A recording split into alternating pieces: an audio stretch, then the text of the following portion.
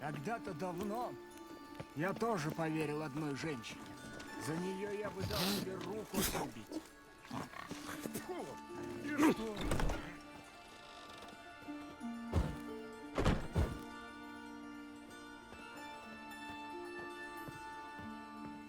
Приветствую. Что дашь в залог и сколько нужно взаймы? А с чего ты взял, что мне нужно взаймы? Так ведь каждому нужно. А тебе-то точно деньги ляжку не жгут. Да я пока не жалуюсь. Тогда, может, посмотришь мои диковинки на продажу? Ростовщиком давно работаешь? Еще бы! Начинал вот таким мальчонкой. Помогал отцу и принял после него контору. Не, отец принес меня сюда.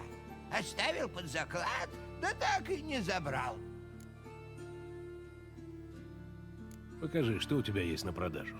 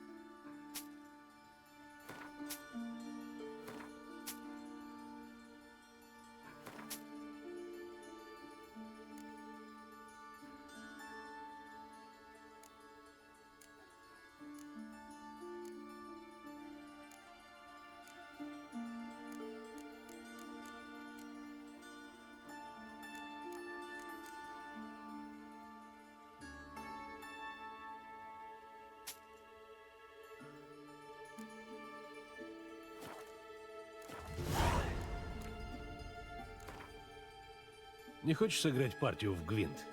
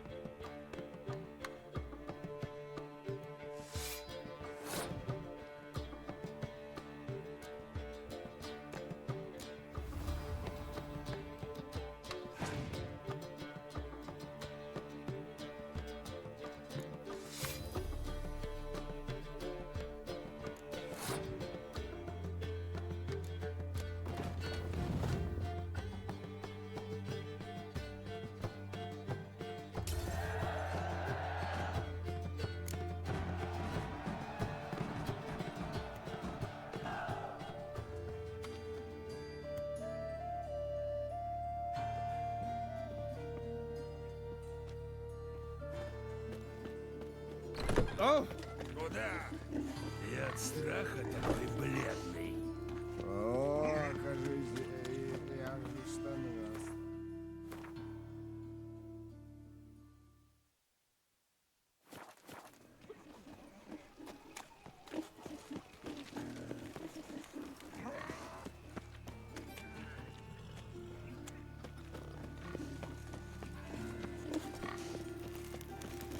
Подозрительно ты Покажи, выглядишь. что вносишь в город.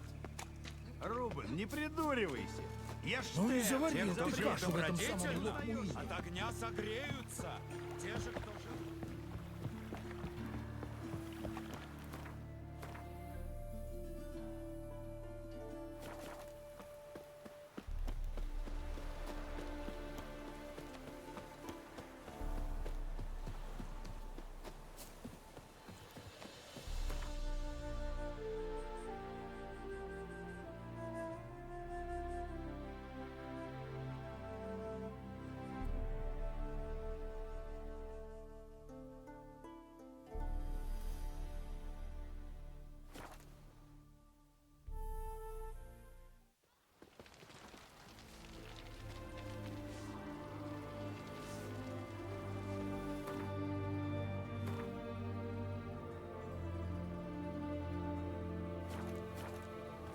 Опять в пояснице стреляет.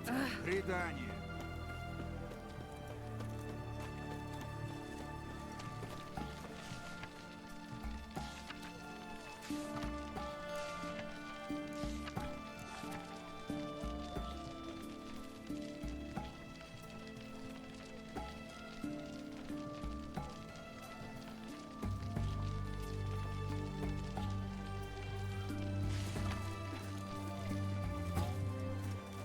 Знаешь, что про вас говорят?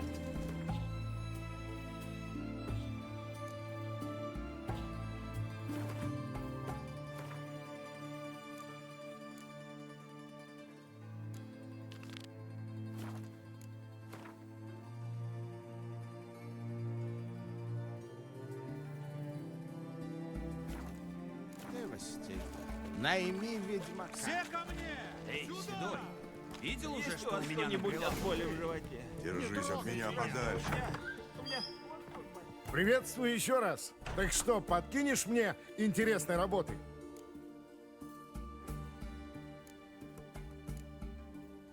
Покажи, что у тебя есть.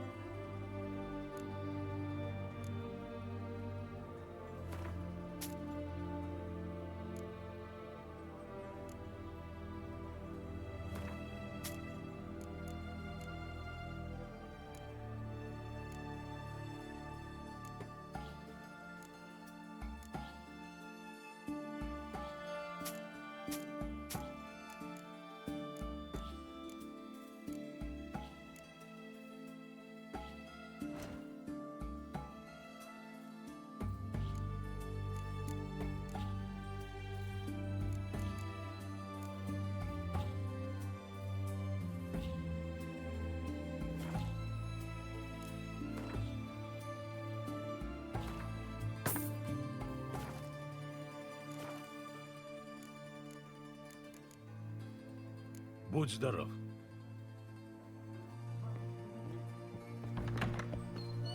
О, прости. Ты откуда пришел? Все ко мне! Сюда! Лучшие товары по эту сторону Крутой бункера. выискался.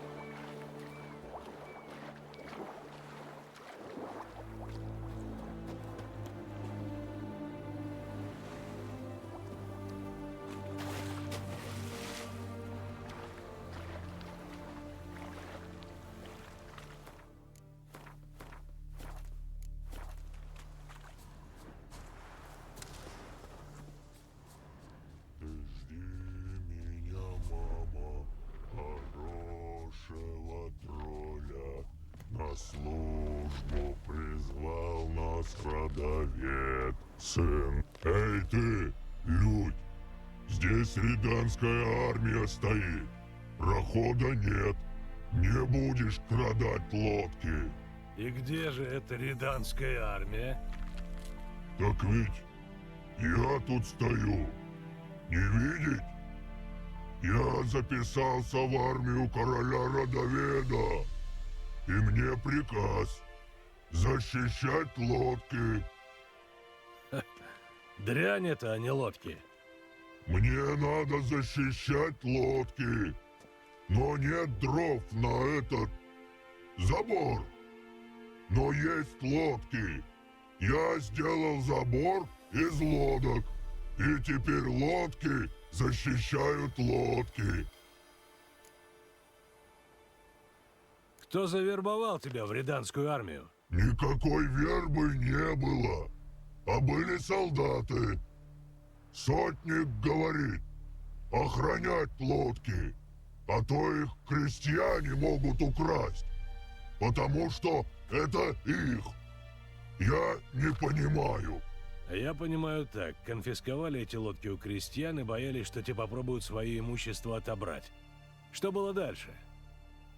Сотник ушел, а солдаты пили. И пели так, что ух. Я слушал, но крестьяне пришли с косами. Я хотел помочь армии. Тогда иду, крестьяне в крик, солдаты в крик. И я совсем не сильно, они лежат. Солдаты тоже. А приказ был охранять лодки. Вот я охраняю. Я теперь весь солдат и петь тоже умею. Петь? Нет, я уже слышал, не нужно. А где тела? Я ни одного не вижу. Я был голодный. Жалко пропадать еду. Крестьян не жалко. Товарищей чуть жалко. А провизия хорошо.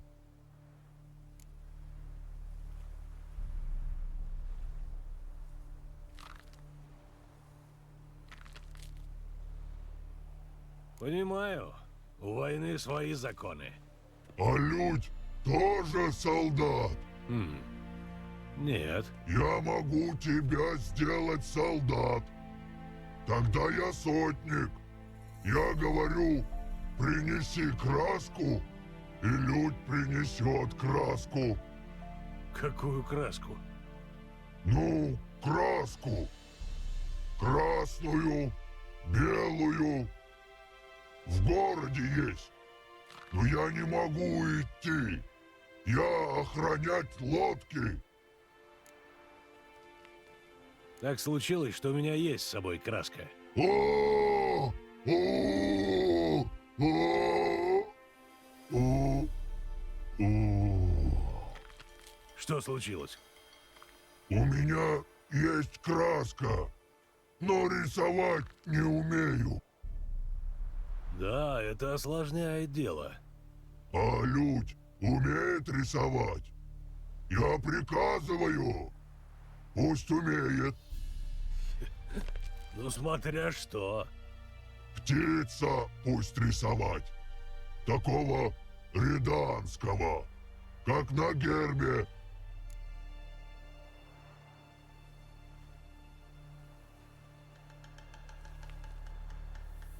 Я могу попробовать. Кисть-то есть?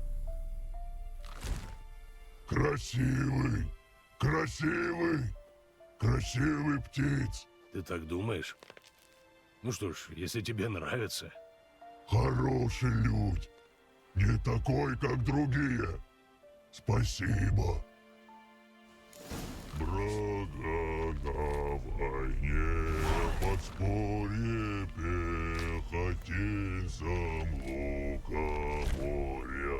Эх, Дуня, Дуня, Дуня я, а ты, ридания моя, не спасешь.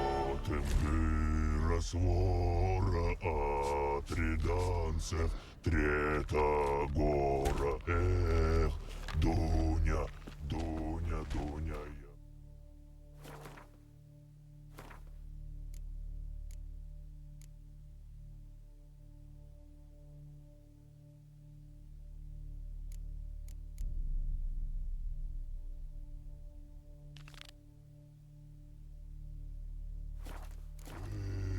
Ридания моя.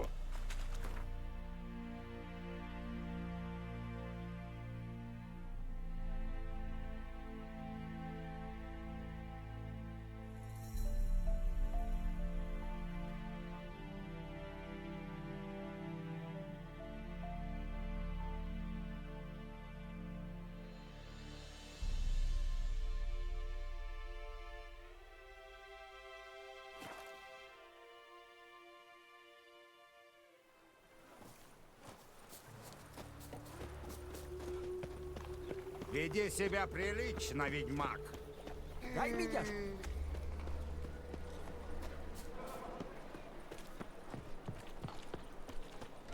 Все обязательно должно быть так. Полно Дешевые девки, работы. разбавленное вино. Эй, это наследство. В чем дело-то?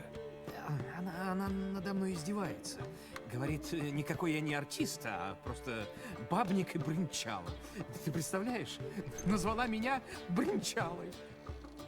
Мне все больше нравится эта девушка. Да ну тебя. Ты не возмущайся, а лучше докажи ей, что она ошибается. Как раз это я и собираюсь сделать. Я всегда мечтал открыть кабаре, и это место прекрасно для этого подойдет. Нужен только небольшой ремонт. Есть только одна загвоздка. Мне нужны деньги, так что если у тебя вдруг случится небольшой перерыв между утопцем и Кимой, может, поможешь старому приятелю?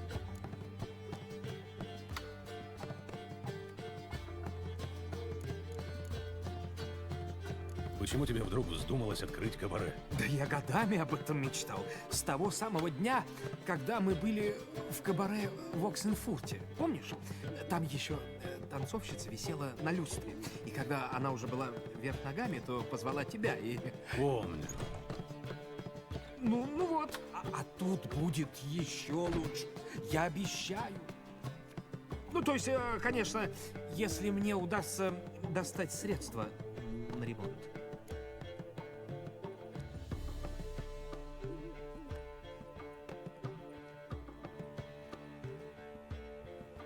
Чем я могу тебе помочь?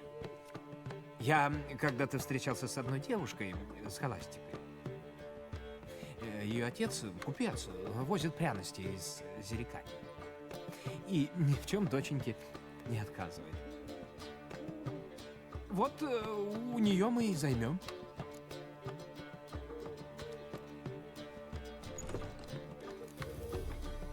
Кажется, припоминаю. Это не та, которую ты бросил, не сказав ни слова. Выскочил за вином и не вернулся. Так вот, зачем я купил ту бутылку. Это было уже довольно давно. Именно. Да и я немного изменился. И поэтому мне так нужна сила твоего авторитета.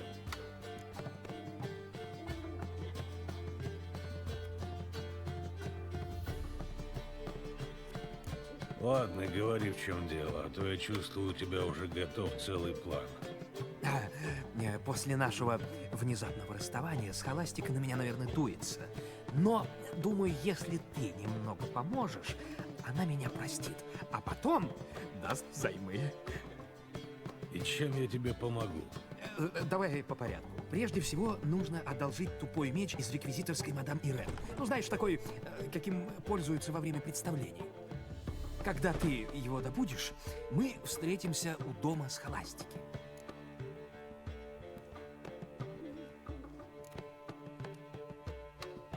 Предположим, я соглашусь и схожу к мадам Ирен. А ты что будешь делать? Мне надо еще кое-что закончить. Но обещаю управиться до тех пор, как ты вернешься с мечом. Тогда я тебе все расскажу.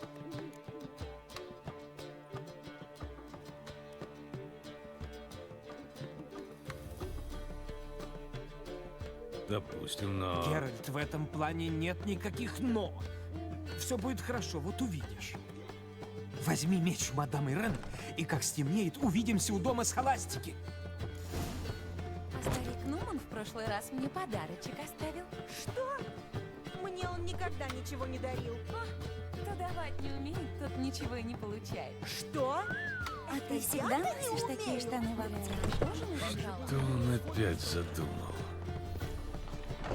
У меня нет сил, Геральт. Может, хоть ты его урезонишь? Дай медяшку. Ошиблись. Вы приняли меня с кого-то... Я от страха такой... Оставьте его в покое. А ты еще кто такой? Шпик из храмовой стражи?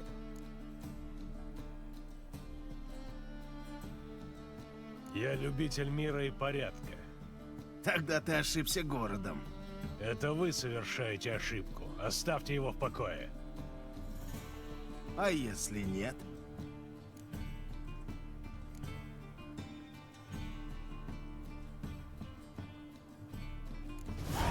С этого человека вы ничего не получите. Его лавка тонет в долгах. Ты прав. Да он и по виду на нищего смахивает. Я бы попросил.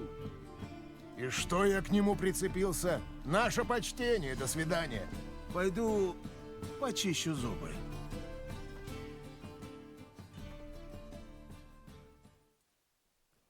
Иди домой, уважаемый, и не гуляй здесь больше. Так и сделаю. Благодарю за помощь, господин.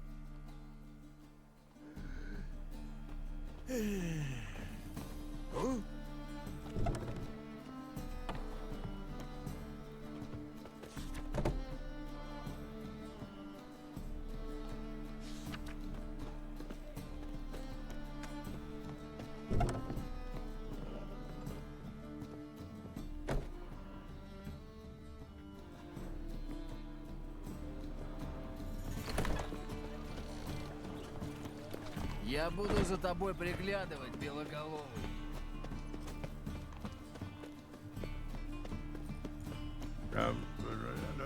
Срать хочется.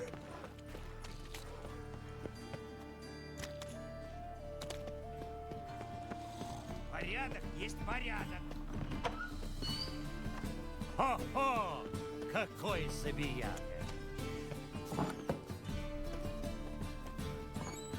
Хамье повсюду.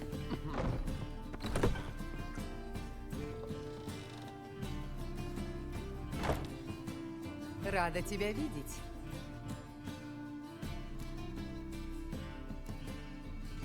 У меня просьба. Я хочу одолжить кое-что из вашего реквизита. Бутафорский меч. Зачем он тебе? Еще не знаю, но Лютик утверждает, что он ему нужен позарез. Я так и знала, что с этим как-то связан мастер Лютик. Смею надеяться, вы не собираетесь со мной конкурировать? Прошу. Благодарю. Постараюсь его не повредить. Будьте здоровы.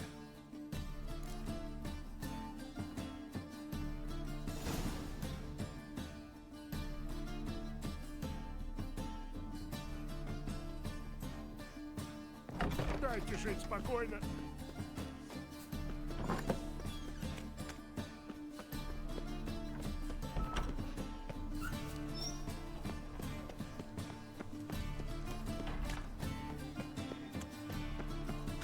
Здравствуй.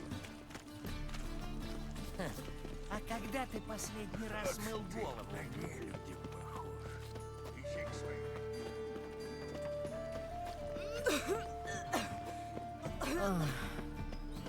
Страх теперь на улице. Что ж творится?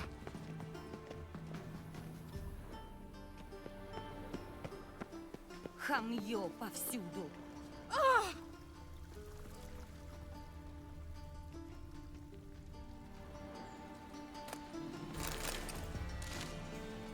У нынешней молодежи в голове сплошной гоголь-моголь. Вот.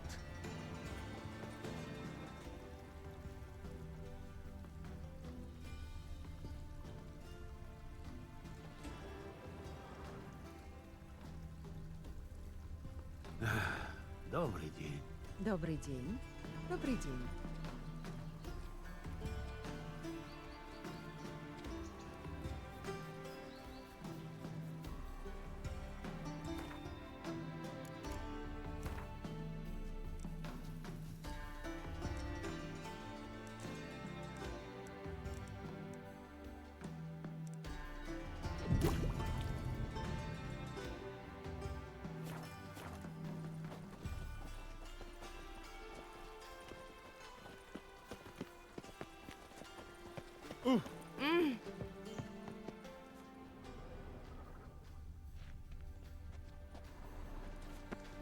Смотрите. Отцепись.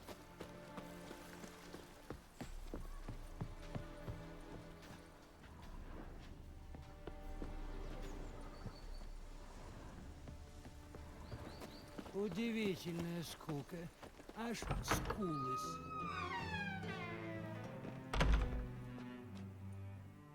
Мое почтение, сударь. Ножи, бритвы, все наиострейшее, едва поточил. Мне бы подстричься. Как думаешь, справишься?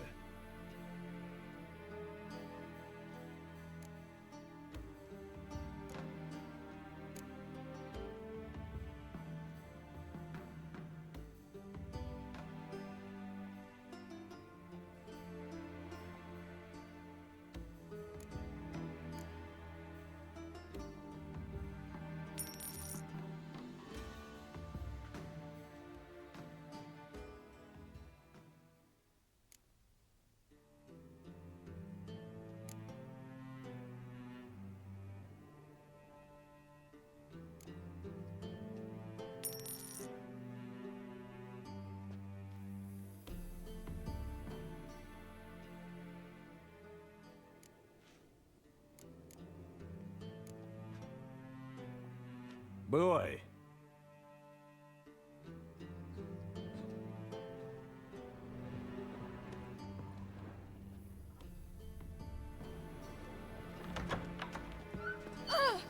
Дурак.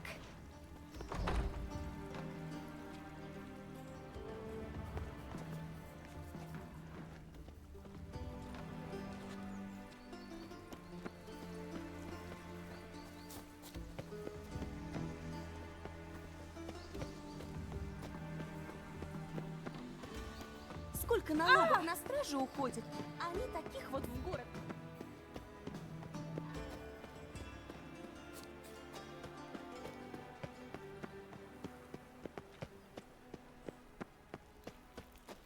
За донос наказывают.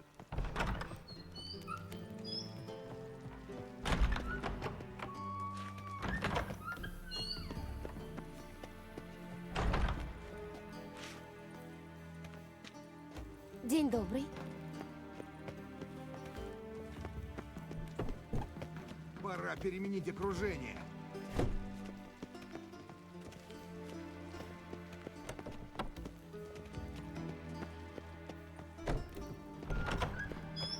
Ненавижу бледей.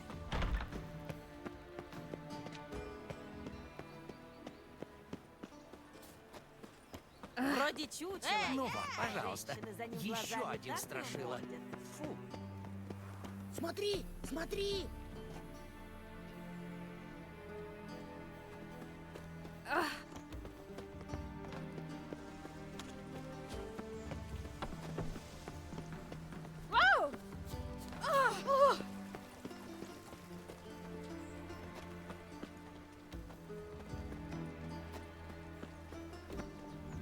Нет, сука, справедливости на этом свете.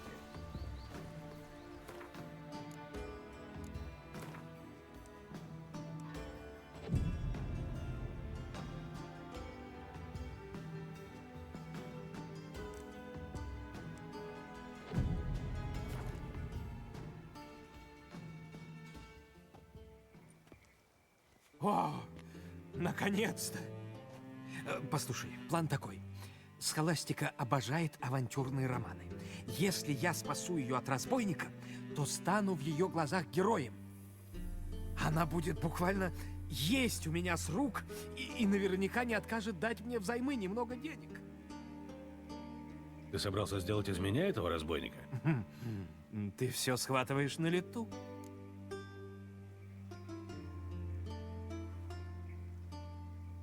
Ты серьезно?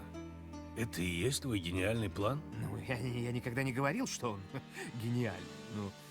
Ну, лучше хоть какой-то план, чем никакого. Я уже написал твои реплики. Что ты написал? Ну, чтобы ты знал, что говорить во время действия. Вот. И маска. Надень ее, чтобы Схоластика тебя случайно не узнала. Но... Нет времени объяснять. О, Схоластика идет. Действуем по плану. Утром встретимся в Шалфее.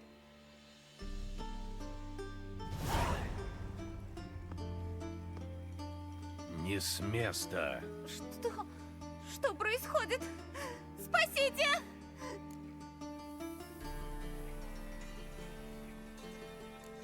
Сегодня не твой счастливый день. Гони кошелек. Не так быстро! Брось меч, мерзавец! Это твой единственный и последний шанс. Лютик? Да, это я. Хотя подонки этого города называют меня Пурпурный Мститель.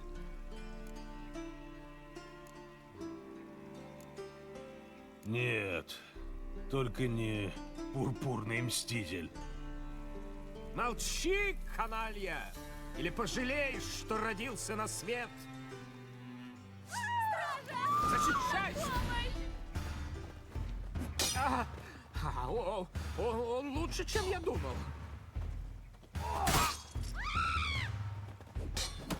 Давай, Лютик!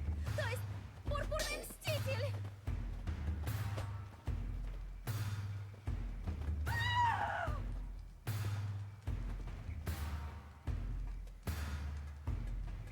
Стража!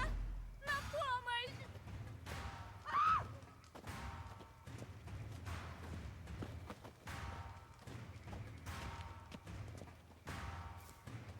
Давай, Лютик! То есть Пурпурный... Он попал в меня! Быстрее домой! Там он нас не достанет! Ради вечного огня! Чего ты от нас хочешь? Оставь нас в покое! Этот висельник наверняка сейчас исчезнет. Он же не хочет попасть в руки стражников. Ты же не хочешь?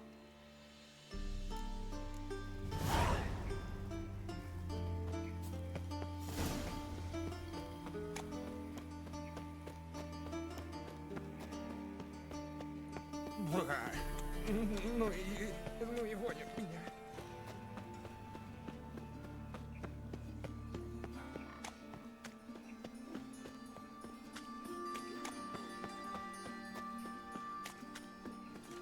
Не Ну что крути, же что случилось с этим целителем? Я шел себе, ковырял по своим делам. Дювельшайс.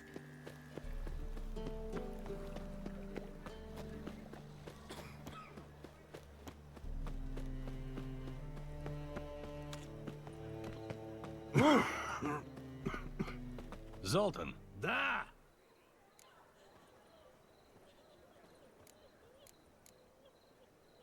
Спасибо за беседу. До свидания. Старик Нуман в прошлый раз мне подарочек оставил. Что? Мне он никогда ничего не дарил. Кто давать не умеет, тот ничего и не получает. Что? Это я-то не умею.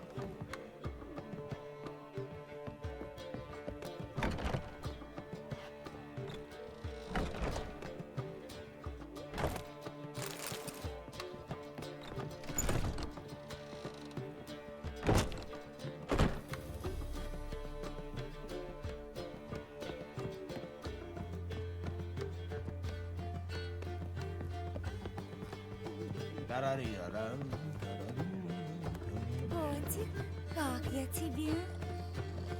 Как дела, Дудо? Ну, как? Кое-как. Бывало в жизни и получше, но жаловаться не приходится. По крайней мере, я до сих пор не на костре. Ты не думал о том, чтобы уехать из Новиграда? Из огня до полыми. Здесь хоть войны нет. До голода тоже еще далеко, хотя живется все тяжелее. Тебе же не обязательно изображать человека. Я столько воплощений перепробовал. И все равно в людском теле интереснее всего. Это ж вы, господа этого мира.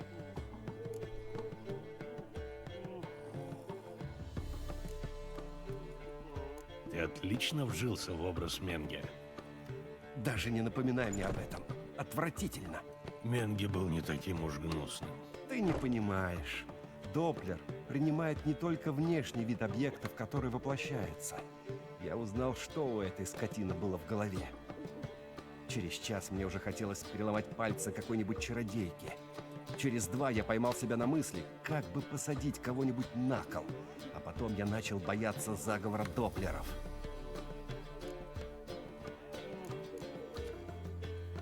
Расскажи, как вышло, что процветающий купец Бивервельд стал бедняком? Я могу рассказывать об этом долго или коротко. Лучше покороче. Война. Я думал, купцы на войнах богатеют. Мой большой недостаток — честность. Я не богател на чужой беде. Платил налоги. Не обманывал. А потом один корабль с моими товарами пошел ко дну. Я кое-как свел концы с концами, и тогда пираты со Скеллиги напали на второй. Но тут и я пошел ко дну. А когда пришла инфляция, процентные ставки поднялись, а я уже нет. Береги себя. Эти болваны меня в жизни не выследят. Отлично выглядеть на мне. У меня нет сил, Геральт. Может, хоть ты его урезонишь?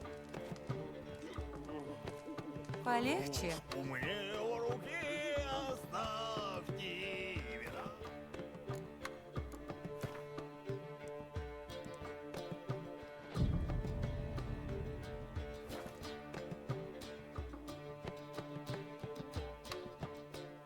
Это какая-то ошибка. Вы пришли слишком рано. Договорились на сегодня. Вот мы и приехали. Материал привезли. Рабочая сила рвется в дело. Только вы, госпожа начальница, будьте так добры выбрать декор. И мы начнем уже наконец. Но Лютику даже не из чего вам заплатить. Кажется, уже есть из чего. Или скоро будет. Во всяком случае, он над этим работает. Ну, все путем. Решайте уже, наконец, в каком стиле желаете иметь интерьер.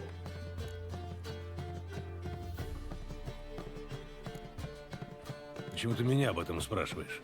Ну, потому что госпожа начальница что-то не умеет ничего решить. А мастер Лютик говорил, что думает между стилем будуара и театральными декорациями, но к нашему приходу непременно решит. Мы уже здесь, а решения как не было, так и нет. И госпожа еще в таком удивлении, что должна что-то выбирать. Хотя вроде как весь ремонт для нее и затевался. Для меня? Так ведь не для меня же. Решайте уж наконец, а то меня сейчас кондрати хватит. Не знаю, что больше понравится Лютику. Геральт, ты знаешь его дольше? Скажи что-нибудь.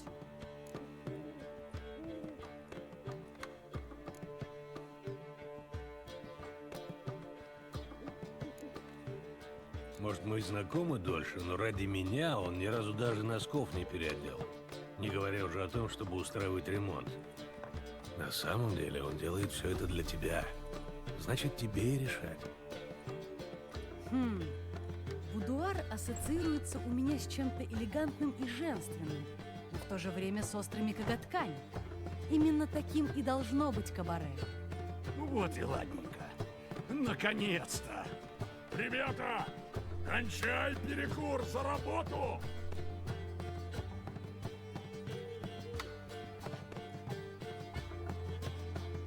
Да, вижу, с этим кабаре все серьезно. С тех пор, как он получил это место, он только и говорил о кабаре. Но я даже не думала, что он перейдет от слов к делу, тем более так быстро. Может, теперь он даже остепенится? В конце концов, ему придется приглядывать за делами. Вот это было бы зрелище. Вопреки тому, что о нем говорят, У Лютика очень рациональный подход к жизни.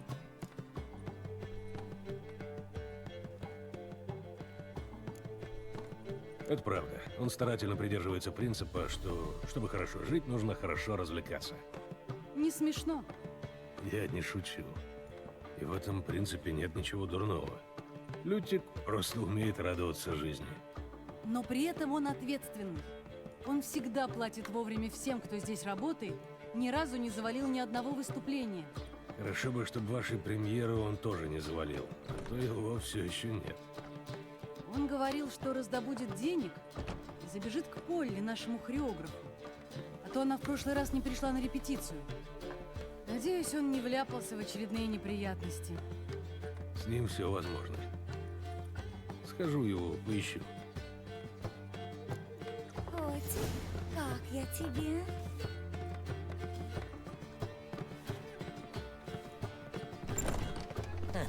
А когда ты последний раз мыл голову?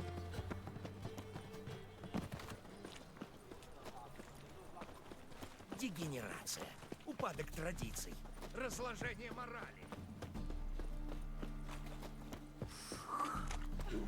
Подозрительно ты Смотри выглядишь, под ноги! придурок. Как же это тебя стража в город допустила? Покуда Все слова. Поли, Я думал, Всё если я сделаю тебе... Что за крики? Полли ссорится со своим женихом-придурком. В этом городе только она разбирается в хореографии, а этот баран не позволяет ей на меня работать.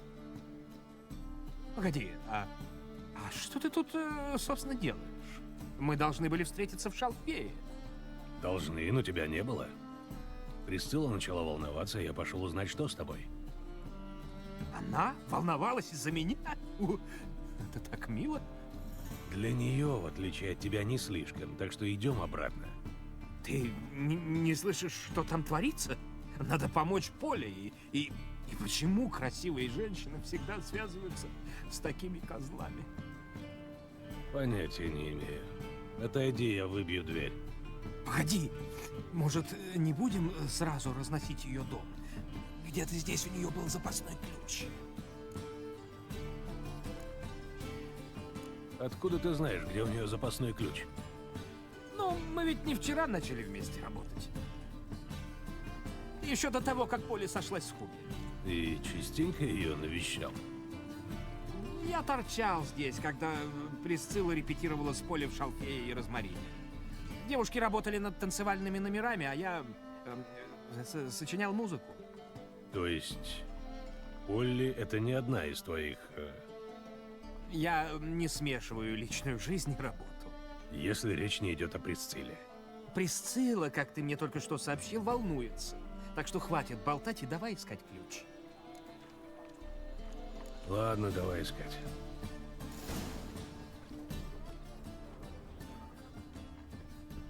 Нашел что-нибудь?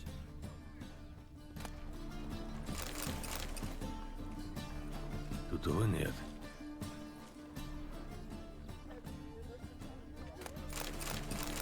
Вот и ключ.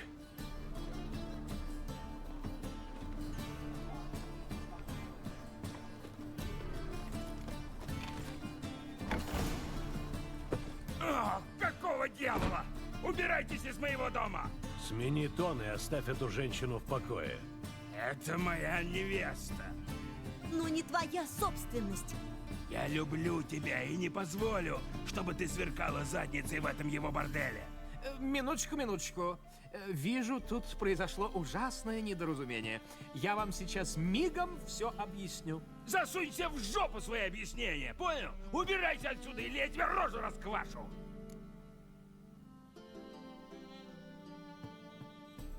Мой друг вежливо просит, так что сделай мне одолжение и выслушай его. Или мы поговорим по-другому. Ну ладно, говори.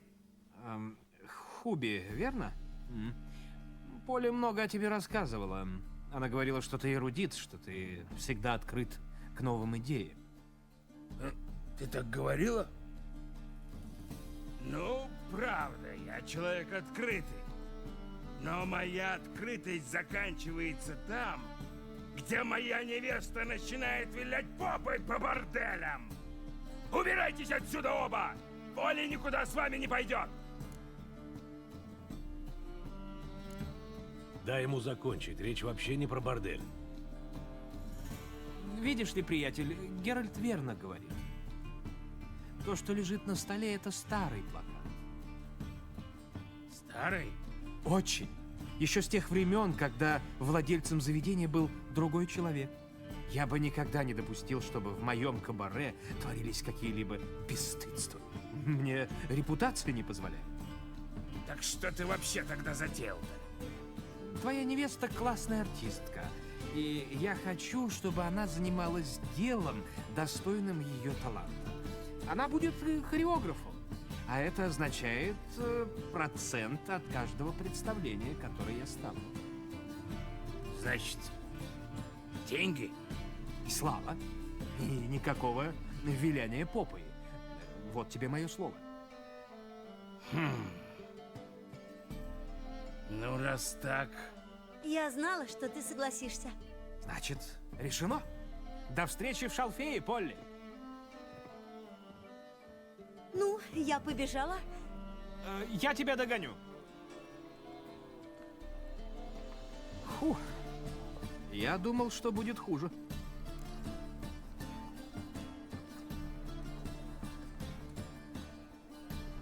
Неплохо ты все устроил. Когда ты назвал его эрудитом, он окончательно обалдел. Самое важное в переговорах – быстро найти чувствительное место оппонента и нужным образом на него надавить. Ну что, возвращаемся? Мне нужно еще заскочить к Латраку. Я давно заказал ему новые плакаты, а у Хуби все равно была старая версия. Сейчас кому-то придется долго объясняться. Кто такой Латрек? А ты о нем не слышал? Генрих Латрек, известный художник-портретист. Ты заказал рекламные плакаты у портретиста? Это мой старый знакомый. Ему как раз были нужны деньги. Я решил, что для нашего первого представления плакаты не помешают. Зрительный зал сам собой не наполнится. Так, я схожу к художнику, а ты возвращайся в Шалфей, а то Присцилла намылит мне шею. Правда? Сходишь? Еще минута, и я передумаю. Говори, где он живет. В портовом квартале. Я скоро вернусь.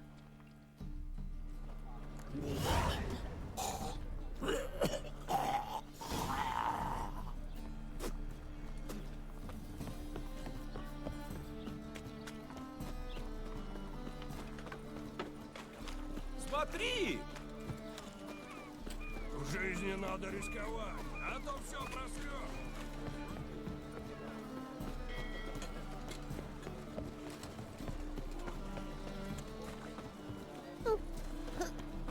Ой, ну теперь глаза. Глаза-два коза. Сейчас у меня что-нибудь лопнет. Сколько ж можно так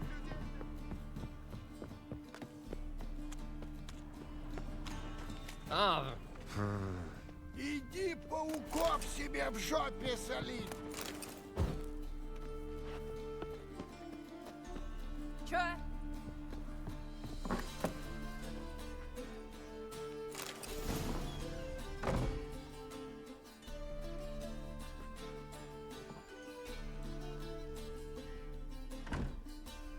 Я ищу некоего Латрека. Не ты один. Этот сучий низушек в долгах у половины города. А я как раз собираюсь получить свое. На всех тут не хватит, так что убирайся отсюда. Кто успел, тот и съел.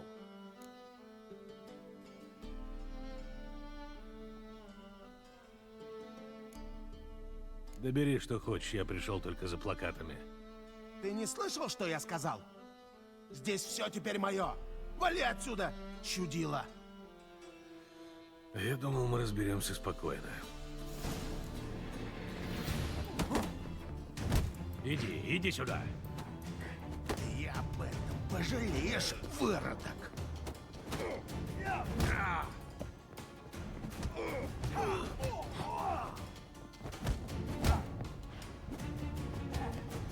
Ну давай.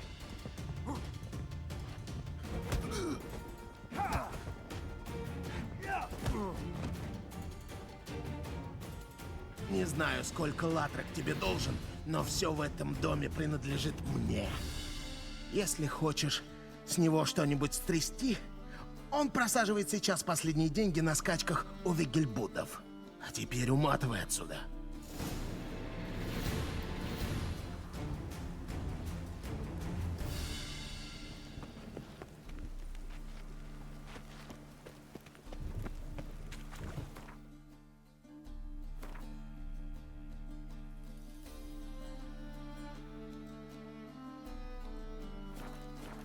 Эй, не попади под стоп.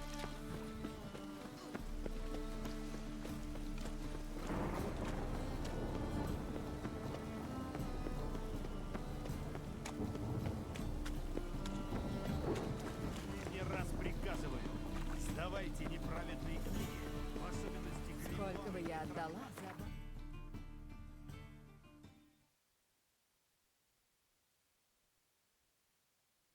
бриллианте.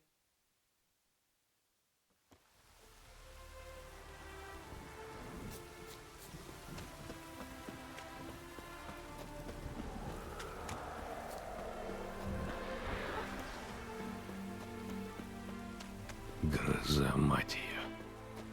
Вот бы такой дождь пошел, как яровые сеять будем.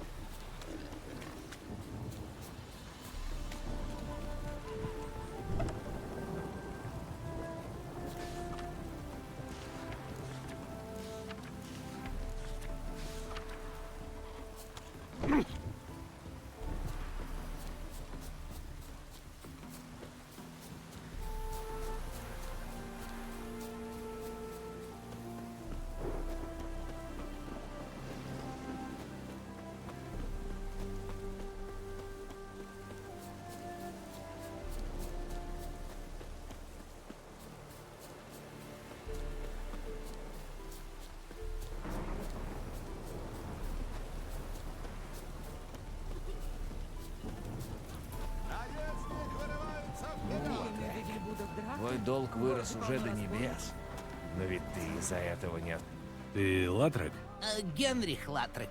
Художник, банкрот и жертва искусства. К твоим услугам. Меня прислал Лютик. А, да. Скажи ему, что его плакаты сейчас в безопасности, в тайнике. Но сходить за ними я не могу. Мой дом захватили бешеные кредиторы. Кажется, одного из них я даже встретил. Ну вот, видишь?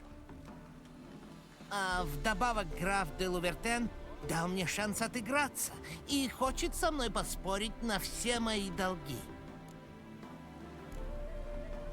Не у каждого хватит денег на такой благородный жест. А у де Лувертена-то хватит. Это младший сын герцога Сальма, а его семья торгует драгоценными каменьями. Одним долгом больше, одним меньше. Для него разницы нет.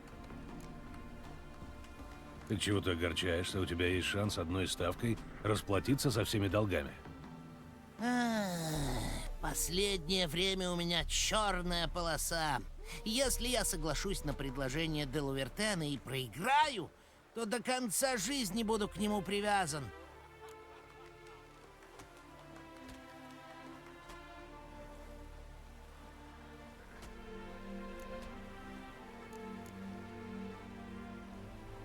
Меня интересуют только плакаты. Скажи, где ты их спрятал, и ты меня больше не увидишь.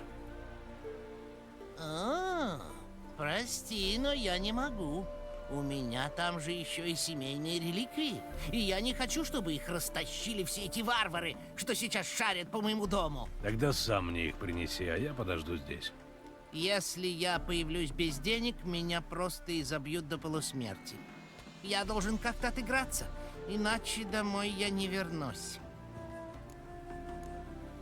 Я могу выплатить твой долг без всяких дополнительных обязательств. Спасибо. Я не ожидал.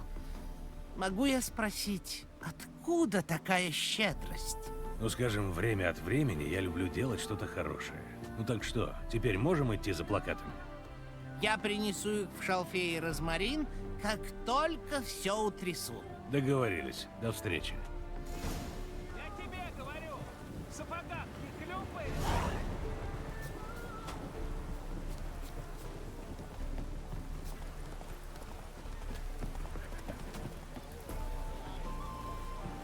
Осади! Осади! Осади! Смотри, куда идешь. Смотри, куда идешь. Пролетай. Глубочайшие извинения. Осади! Простолюдин! Какое взаимопонимание!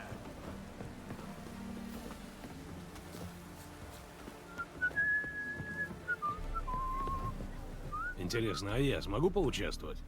Если хватит денег на вступительный взнос, есть собственная скаковая лошадь, почему бы и нет. Только решай быстрее, сейчас начнется.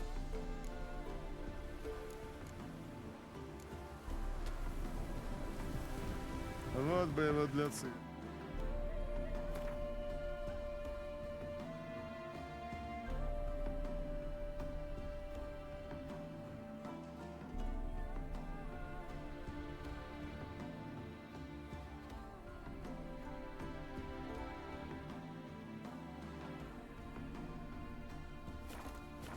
И людям показывать. Люди и боги замерли в восхищении. Сама поэзия мчит в колоде.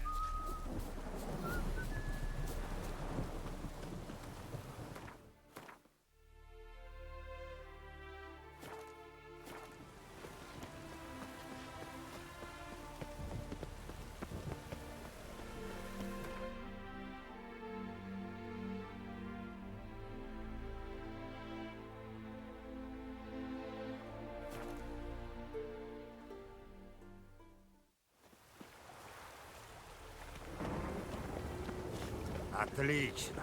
Помоги убогому.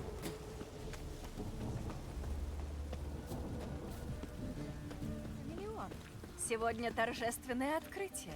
Гвоздь программы — выступление двух великих звезд. Мастера Лютика и Присциллы. Начинаем в соль-мажоре и...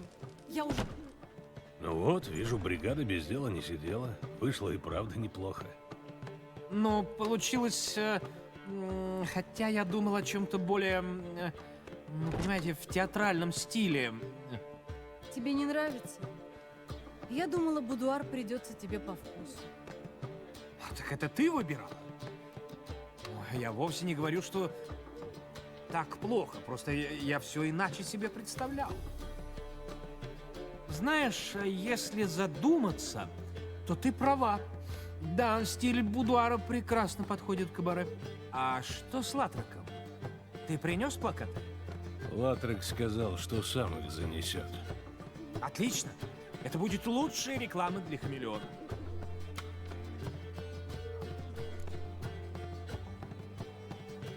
Ты не говорил, что хочешь сменить название?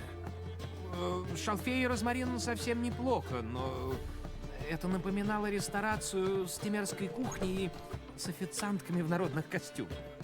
Хамелеон больше подходит к кабаре, ну и явно намекает на то, что характер самого места изменился. Потом хамелеон и звучит как-то лучше. Что с хореографией? Вы приготовили что-то особенное к открытию? Скорее не мы, а Поль. Она просто сокровище. Прибежала, сразу построила девушек. После премьеры публика на коленях будет рыдать от восторга. Я уверен. Ну, кажется, все готово. Когда открытие? Скоро. Через час генеральная репетиция. Я только заскочу домой за платьем.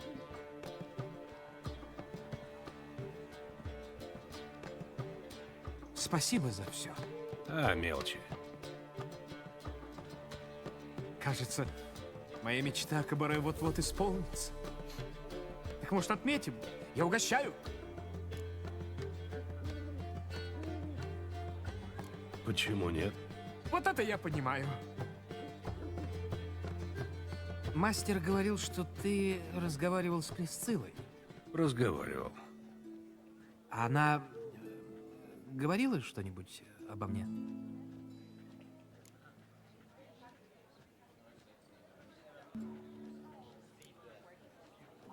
После разговора с ней я сделал вывод, что она не вполне нормальная. Что? Что ты ответственный и твердо стоишь на земле. Ты меня разыгрываешь. На этот раз нет.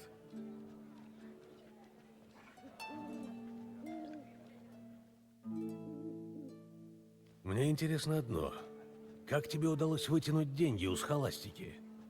Ну, было нелегко. Ее так раззадорило это наше представление, что мне 4 часа пришлось читать ей «Плащ и шпагу». То есть вы не... Да ты с ума, что ли, сошел? За кого ты меня принимаешь?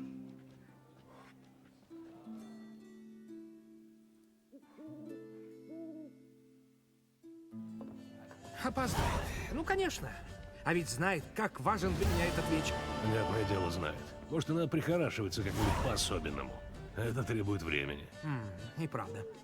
Женское тщеславие не знает границ. Мастер Лютик!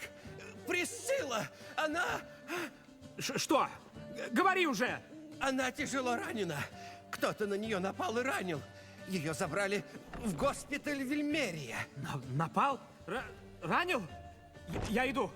Геральт, сходишь со мной, пожалуйста? Конечно, пойдем. Боги. Присцилла. Она же будет жить. Наверняка. Состояние тяжелое, но стабильное. Простите, вы ее родственник? Родственник? Нет, друг. Очень близкий друг. Лютик, верно? Она звала вас, когда приходила в себя. Иоахим фон Грац, начальник хирургического отделения, до недавнего времени лектор Оксенфуртской академии. Хватит этикета, что с ней, кроме глаза? Сотрясение мозга, отек, надрез на горле, внутренние ожоги в области глотки и пищевода. Ее напоили какой-то кислотой.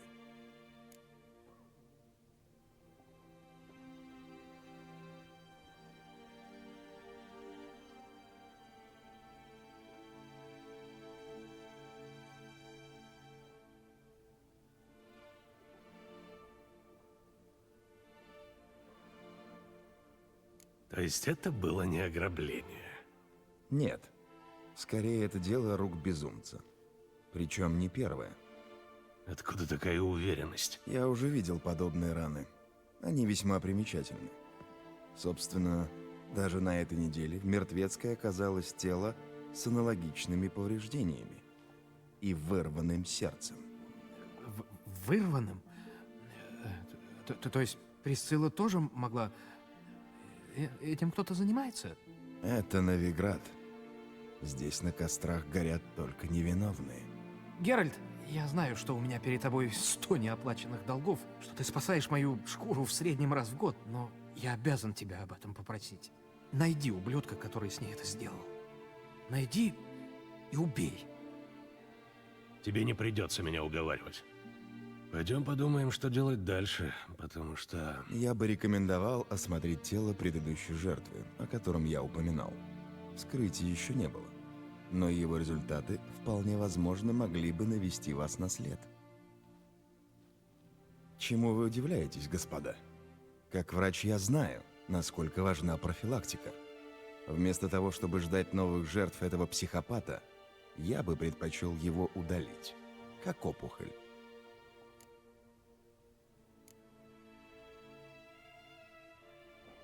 С тем только, что опухоль, как ты верно ее назвал, не будет спокойно ждать, пока ее удалят. Спасибо за помощь. А ты, должно быть, не знаешь, во что ввязываешься. Прекрасно знаю и уверяю, что смогу за себя постоять. Легко такое говорить, особенно если всю жизнь держишь в руке скальпель, а не меч. Взгляните на этот шрам. Знаете, что оставляет такие следы? Кистень. Или Моргенштерн. Думаете, меня ударили за операционным столом? Нет? Повторюсь, я знаю, что делаю, и хочу помочь.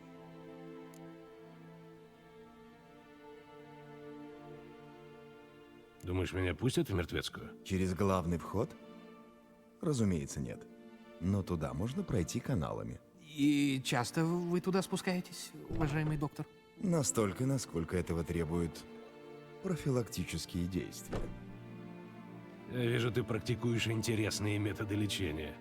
Довольно агрессивные, я бы сказал. Поговорим об этом по дороге. Вы готовы? Нет, сперва я должен кое-что доделать. В таком случае встретимся у Зимородка. Я буду вас ждать. Я достану его, Лютик. Будь это хоть самый иерарх Хемельфарт. Спасибо.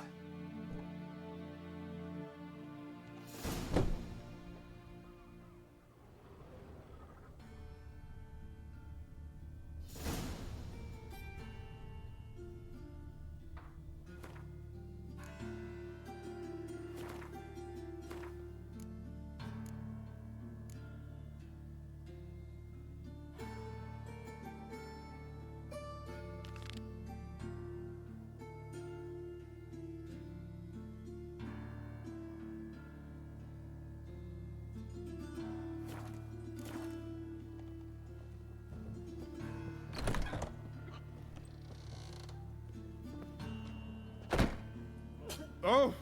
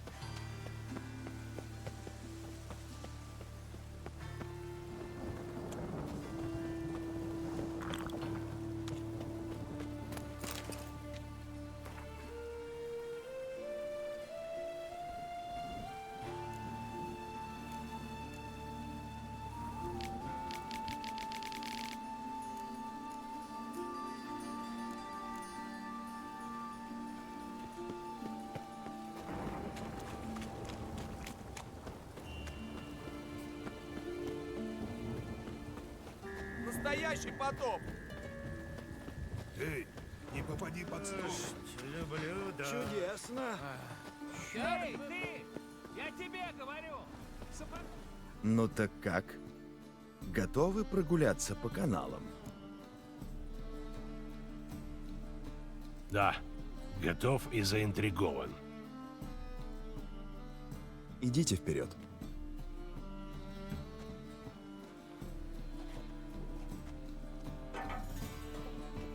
Так какую профилактику ты проводишь в каналах? А вы подумайте. Вместо того, чтобы сшивать очередных жертв утопцев, не проще ли решить проблему еще в зародыше? Я пробовал привлечь в каналы стражу, но безрезультатно. Тогда пришлось взять дело в свои руки. За даром, да? Проклятые идеалисты. Вы разрушаете рынок.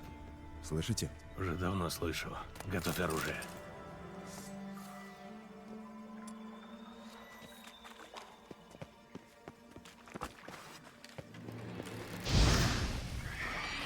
Ну давай!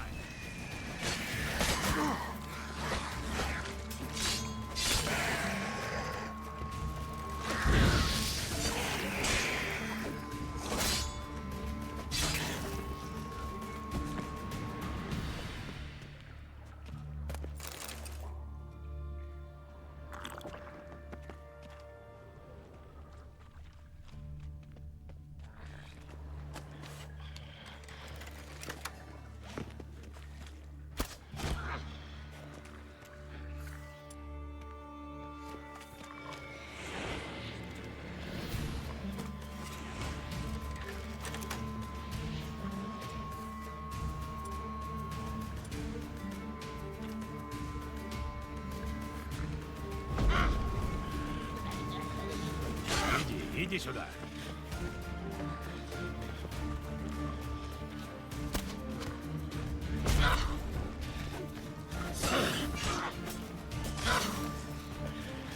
Геральт!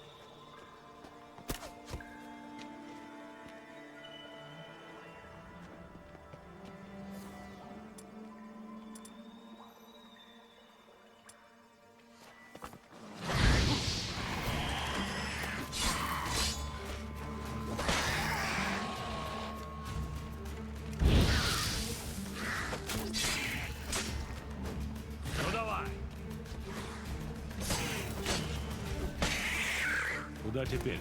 Наверх? Да, уже недалеко. Присцилла, какой прогноз? Только говори прямо, без намеков. Раны затянутся, но что будет с голосом, я не знаю. Вы, наверное, понимаете, что для трубадура это страшный удар. Такой, от которого можно потерять волю к жизни. Ты можешь как-то на это повлиять? На это может повлиять только ваш друг, Лютик.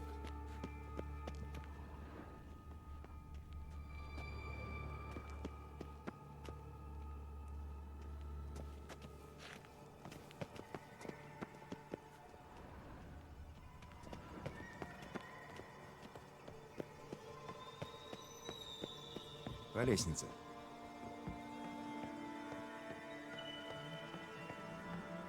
Мы на месте. Пойдемте. Чем быстрее управимся, тем лучше. А что? Ты куда-то спешишь? Кто-нибудь может нам помешать. Например, коронер. Или преподобный Натаниэль Пастырь. Итак, нам нужно тело краснолюдского плотника. Попробуем его найти.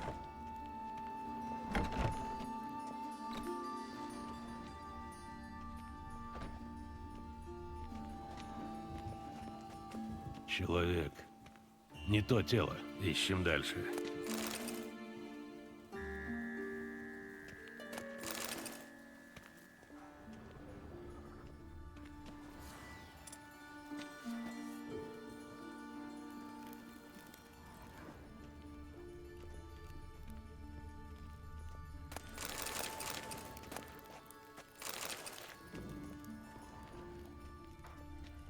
Выглядит так, будто на него напали трупоеды.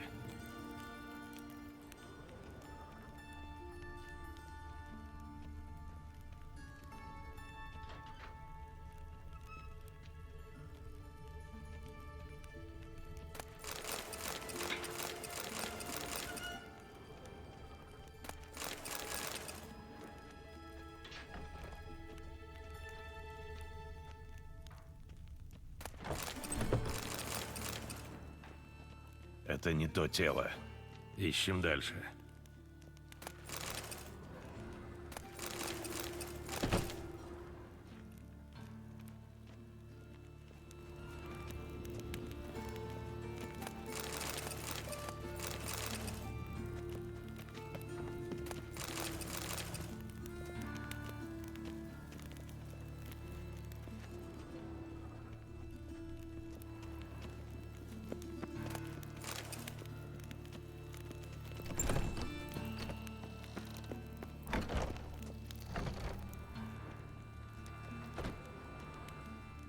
Похоже, он.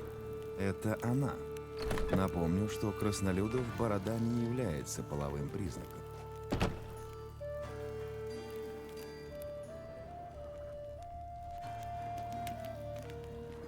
Краснолюд, но руки...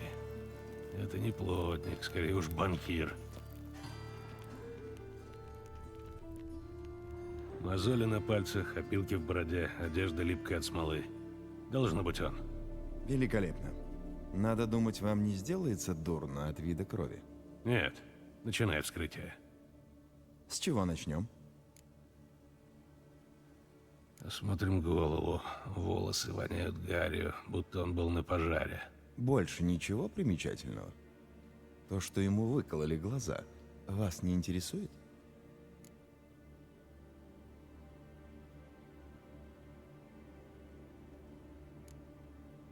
У него действительно обожжены глазницы? Да. Здесь какая-то серая пыль. Пепел. Очень мелкий. Убийца выколол ему глаза и высыпал в глазницы раскаленные угли.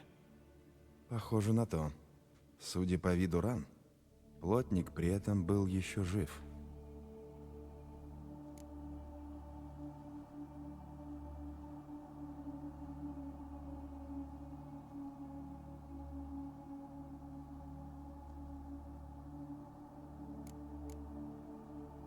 Осмотрим рот. Ожоги, волдыри.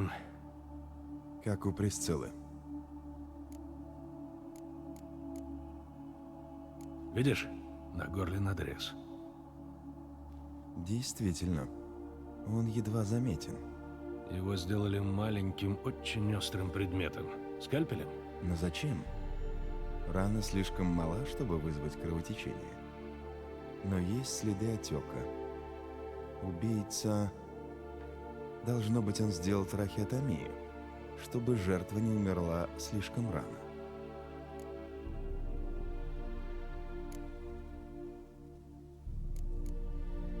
Осмотрим корпус. Так, что у нас здесь? Глубокая рана с левой стороны грудной клетки. Шрам через весь живот.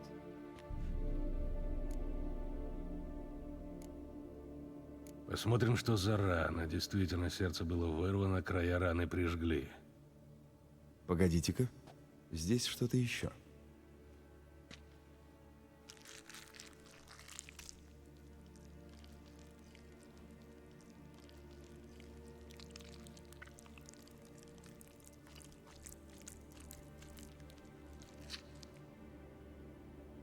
Яйцо какого-то пресмыкающегося.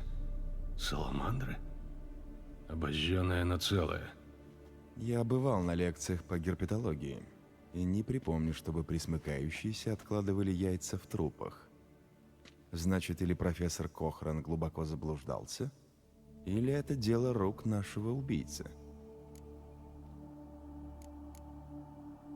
Посмотрим на шрам. Рана длинная, узкая, отрезанного удара. Но края неровные. Это не важно. Смотрите. Нет ни опухоли, ни синяков. Это старая травма. Похоже, несчастный случай на работе. Вскрывай брюшную полость. Предупреждаю, будет сильно пахнуть гнилью. Я как-то дрался с Риггером, стоя по пояс в говне, так что не думаю, что вы... Стой. Это что за запах? Формалин. Медицинская новинка. В малых концентрациях замечательно консервирует ткани. В больших разъедает их, как кислота. Это объясняет, почему нет запаха разложения. И почему обожжены глотка и пищевод.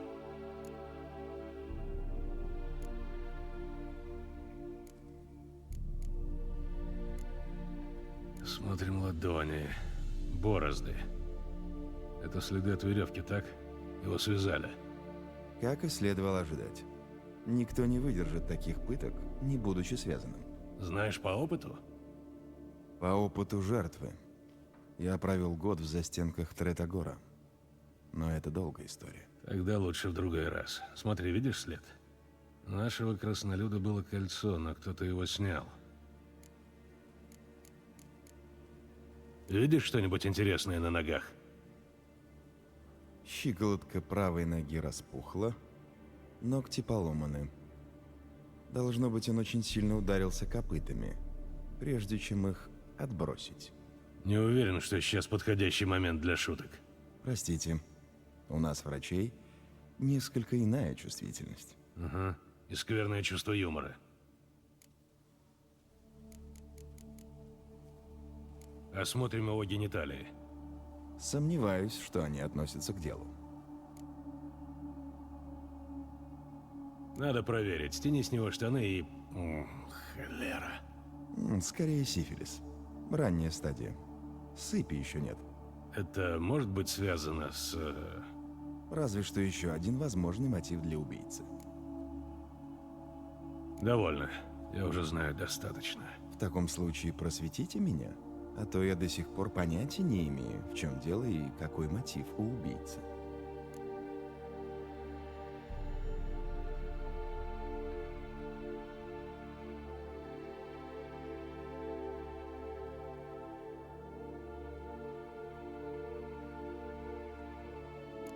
Это какой-то извращенный ритуал.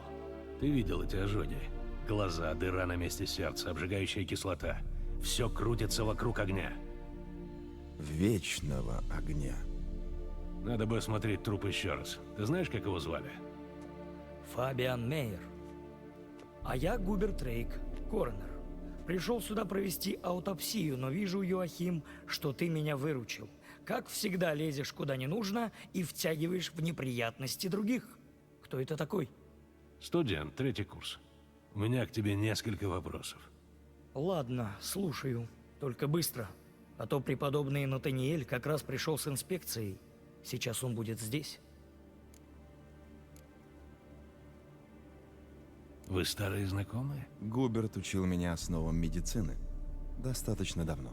И недостаточно хорошо, потому что некоторых правил ты до сей поры не усвоил. Например, что долг врача лечить, а не спасать мир. Ты ничуть не изменился. Это комплимент? Скорее, констатация факта.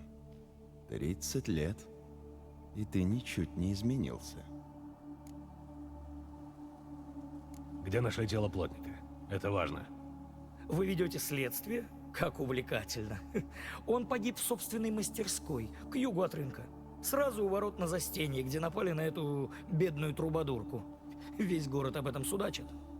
Возвращаясь к плотнику. Тело привез Евстахий, наш сборщик останков. Можете с ним поговорить, я только что его видел. Он за углом около... О, мое почтение, ваше преподобие. Что это за люди? Я, кажется, ясно сказал, никого не впускать. Ни под каким предлогом. Я знаю, но это друзья покойного. Они хотят забрать тело. И речи быть не может. Уведи их отсюда. Немедленно. Как пожелаете, ваше преподобие. Господа, прошу за мной. Вам придется выйти другим путем. Почему ты нас прикрыл? Я прикрыл себя. Если бы преподобный Натаниэль вызнал, что кто-то влез в мертвецкую и начал резать трупы без его позволения, у меня были бы неприятности. Но ты об этом не подумал, Йоахим, правда? Как всегда. Нет, ну, может, я и не одобряю вашего самоуправства, но я тоже хочу, чтобы убийца кончил жизнь на виселице. Так что, если я что узнаю по этому делу, я дам вам знать. Угу. Спасибо.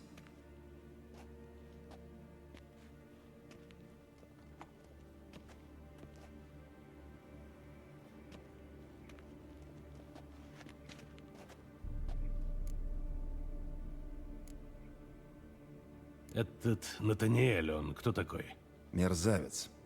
Как и всякий, кто носит одеяние Церкви Вечного Огня. Большинство из них становятся мерзавцами еще до того, как ударятся в религию. Вполне его случай. До Церкви Вечного Огня Натаниэль был палачом. Особенно он изощрялся в пытках женщин. Затем иерарх Хемельфард назначил его смотрителем мертвецкой. Он отвечает за контакты с храмовой стражей, надзирает за кремацией, проводит погребальные службы в храме на острове и так далее. Угу. Мечта, а не работа. Мог бы сказать, что знаешь Коронера. Может, мы бы избежали прогулки в каналах. Я его знаю и поэтому избегаю. Вот и все на эту тему.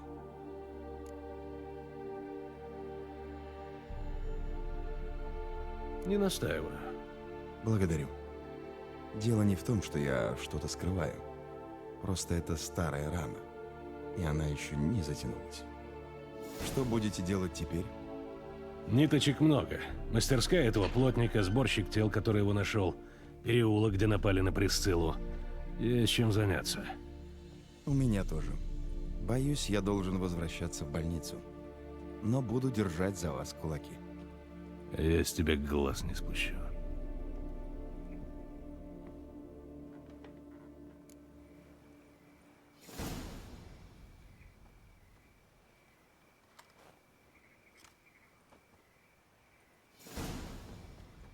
Очередной приблуда из Темерии.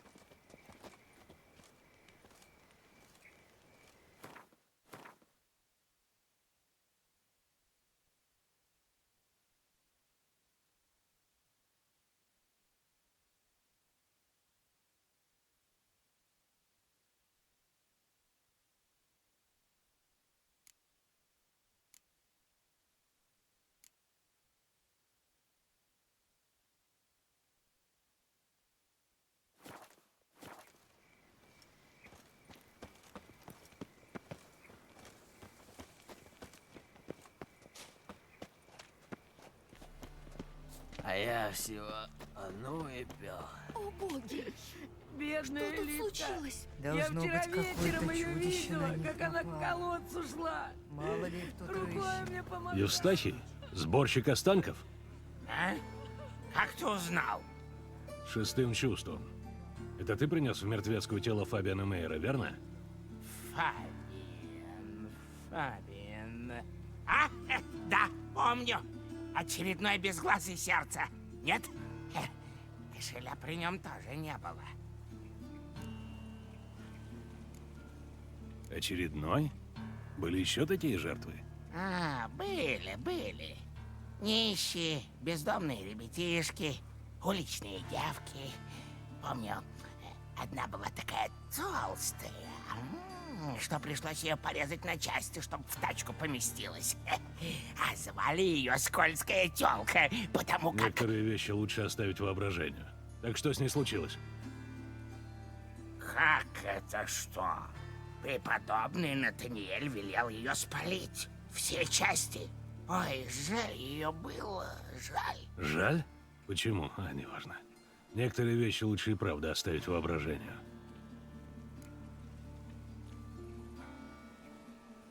Ты обыскал Фабиана? Ну, взглянул, что у него там в карманах. Ну, чтобы не пропал. Проще говоря, ты обкрадываешь трупы. Проще говоря, ты какого хера интересуешься, а? Что, процент с меня снять захотел? Пшел вон, мутант!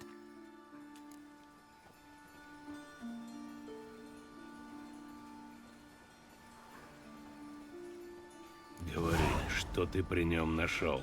Да, как пожелаете. Мелочи. Перстенек со стеклянным камешком, пара монет и какое-то письмецо. Гляди, хороший пергамент, телячья кожа. Сотру буковки и продам как новый. Это человеческая кожа. Присцилла, имя следующей жертвы. Если бы ты отдал это письмо кому следует, может, никто бы не пострадал. А то мне важно, что там с какой-то пришишилой. Мало что ли баб в городе? Уйди с глаз долой, живо!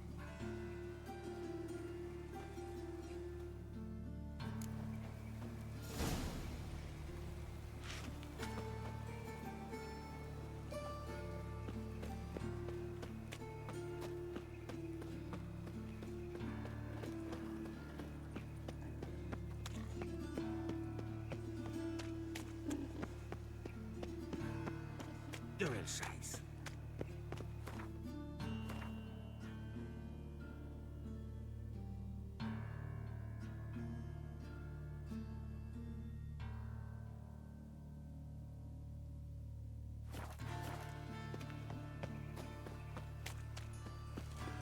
И что же случилось с этим целителем? Я шел себе, ковырял по своим делам, и тут вдруг он. Есть там кто? Вон отсюда, а то собак спущу.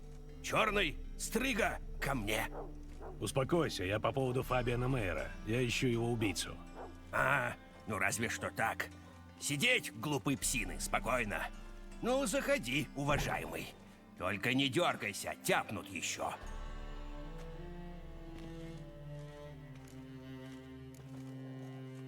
Милые зверушки. Да ты, наверное, шутишь, уважаемый. Я их скотов сам боюсь. Но лучший пес, который брешет, чем злодей, который режет. Ты о ком-то определенном? Само собой. А паршивцы, который уделал Фабиана, как забрали отсюда тело, я пошел к товарищу, что разводит бойцовых собак, и купил вот этих двух псин. Пришлось раскошелиться. Но хоть сплю спокойно. С кем имею честь? С братом покойного. Гус меня зовут. Мы вместе держали мастерскую, Мейер и Мейер. Ага, теперь будет просто Мейер. Теперь, уважаемый, будет ликвидация. Как только найду покупателя на эту халабуду, вернусь в Махакам. Все ближе к семье, к тому, что от нее осталось. Ну так что вы хотите знать о Фабиане? Расскажи, что знаешь про убийство, по порядку и в подробностях. Дело было так. Возвращаюсь я с работ в Оксенфурте и вижу над городом столб дыма. Ну, думаю, опять пропущу, как какую-нибудь бабенку жгут. Но это не на рынке был огонь, а у нас. Видишь следы сажи? Там они горели.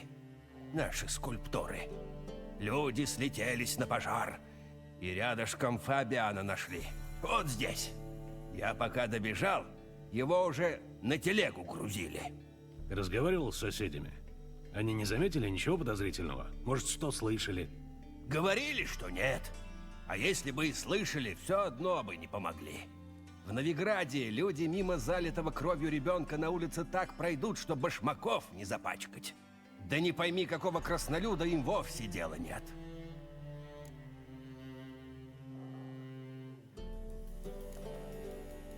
У твоего брата были враги? Кто-нибудь его не любил, угрожал? Нет, это скорее он угрожал одной такой. Фабиан был добрый краснолюд, мастерюга, каких мало, но и бабник страшный. Только чуть отложим денег, говорю, купим новые инструменты хорошего дерева. Так нет, кошель в руки и айда по девкам. Потом все ходил за одной такой, кричал: «Это из-за тебя, сука порченая, падаль людская!» И всякие такие слова. Ну, что там между ними было, этого я не знаю. Может, влюбился? А ты знаешь, где ее найти, эту порченую? На кладбище. Умерла пару дней назад, но спокойно, в своей постели. Альфонс ее говорил, что грипп у нее был.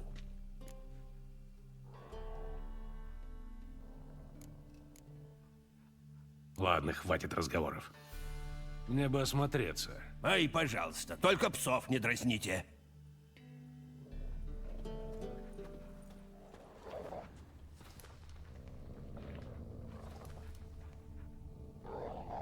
Статуи древних богов? Одни женщины? С выдающимися формами. Убийца тащил в ту сторону что-то тяжелое. Скульптуры или тело. Пятна крови. Здесь Фабиан и лежал, как его нашли.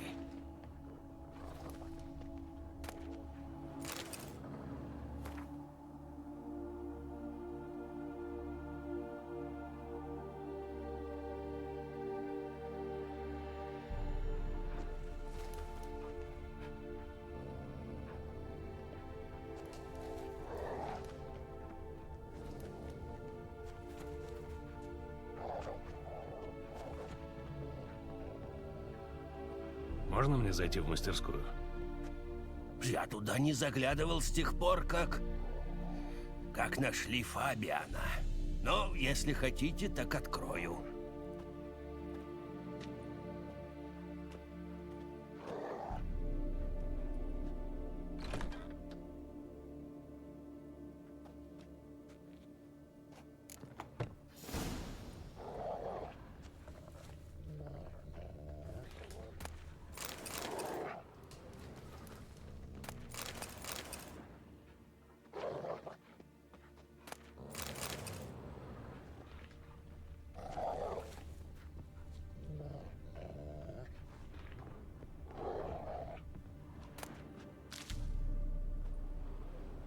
Еще кровавые следы, но я бы не сказал, что он истек кровью.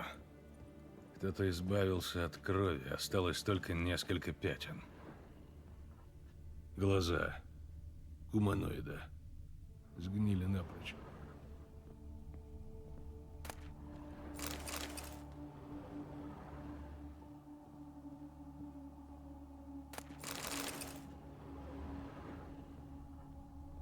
Мебель перевернута, тут след, будто от удара ногой.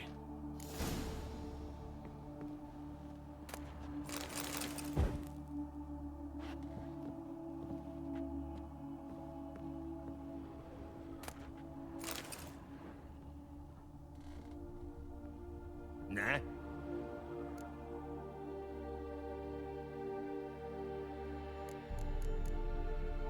Ладно, хватит разговоров. Здесь я уже больше ничего не узнаю. Будь здоров!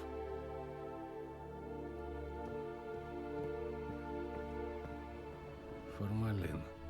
Сомневаюсь, что Фабиан его использовал в работе. Ничего интересного. На. Поглядел я на ваши скульптуры. Ну и? Правда, как живые? Ага. Особенно женщины. Я еще не видел Милители с таким бюстом. Ну, это работа Фабиана. Я ему говорил, братишка, с такими сиськами у нее бы сразу крестец треснул, ты бы их уменьшил немного. А он, дескать, такие лучше продаются. И что я там понимаю? Так ведь и продавались до тех самых пор, пока на проповеди в храме как-то раз не сказали, что кто покупает идолов у нелюдей-мейеров, грешит дважды. И как еретик, и как сладострастник. Вот все и кончилось.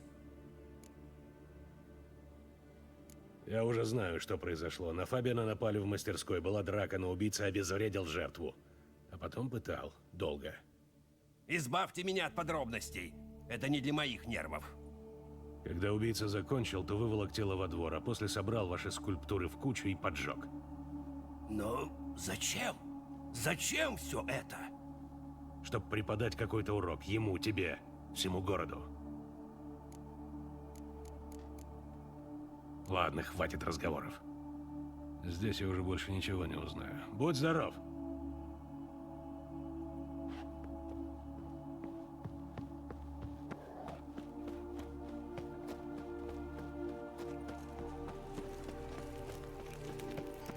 Тьма! Что за тьма? Эй, ведьмак! Коронер вас вызывай. Говорит, очередная жертва. Велел передать, что главные двери будут для вас открыты.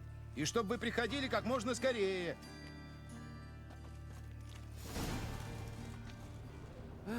Ничто не причиняет такой боли, как жизнь. Тебе чего? Эй, красавчик.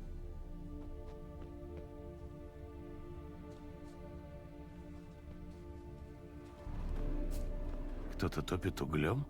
В это время года? Эй, Человеческое. сестра. Возможно, Присциллы. Откуда мне знать? Человеческое. Возможно, Присциллы. Мужская ступня. Убийца. Упор на пятку. Он пятился. Ты собачий потрох! Заходи сзади! Ну-ка вместе! Бей, ублюдка!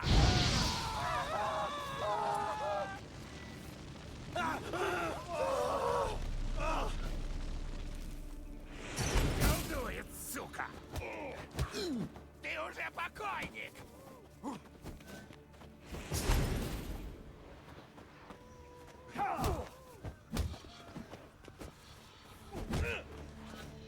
Никак вы, блядь, не научитесь. Попробуй со мной, хрен гнутый! Ну давай, сука! Бей, убивай! О!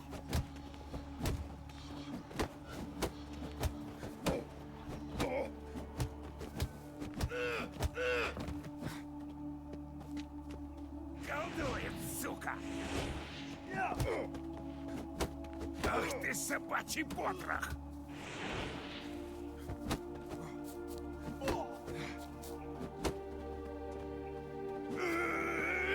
Навались!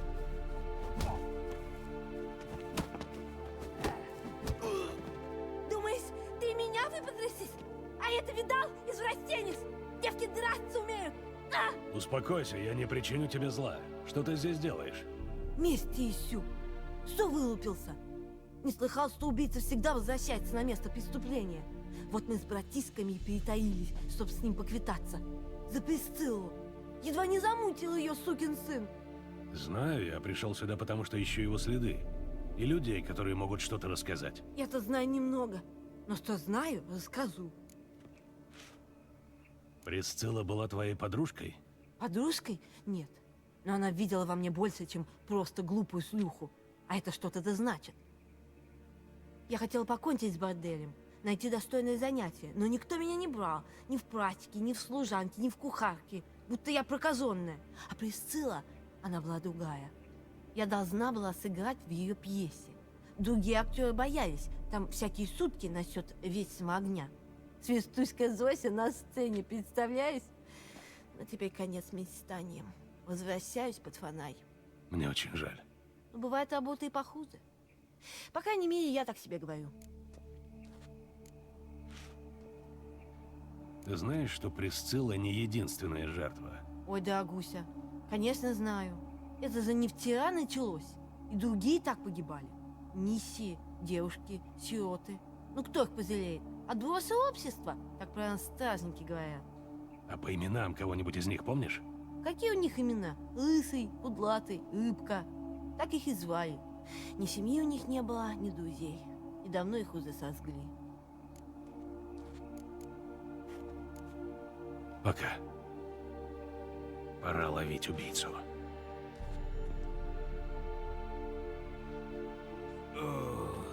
Голова раскалывается. Кто-то топит углем? В это время года? Кто-то топит углем? прежде чем появилась В это стража, он время бежал года? туда.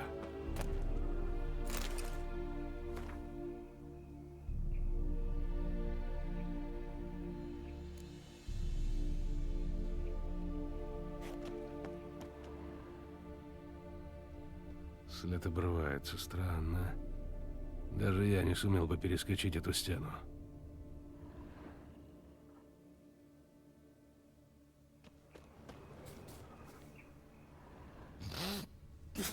Кто-то топит углем? В это время года? Знакомый запах. Формалин.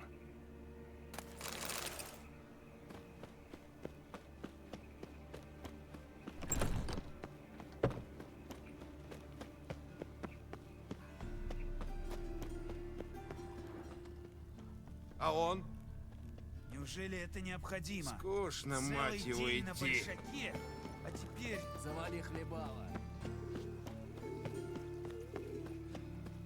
Это ж ясно, как вечный огонь. И что же случилось с этим целителем? Я шел себе, ковылял по своим Ай, делам. чем больше пью, тем больше трезвый.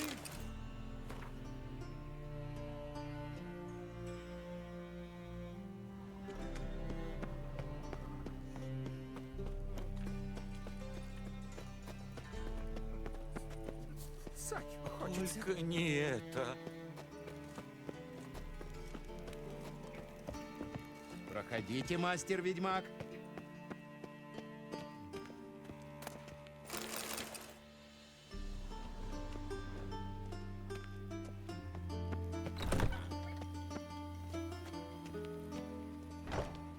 Геральт, да? Хорошо, что ты здесь. Я ждал со вскрытием до твоего прихода. Очень мило с твоей стороны, особенно учитывая, что ты был не в восторге от моего первого визита. Потому что ты явился без приглашения и в сомнительной компании.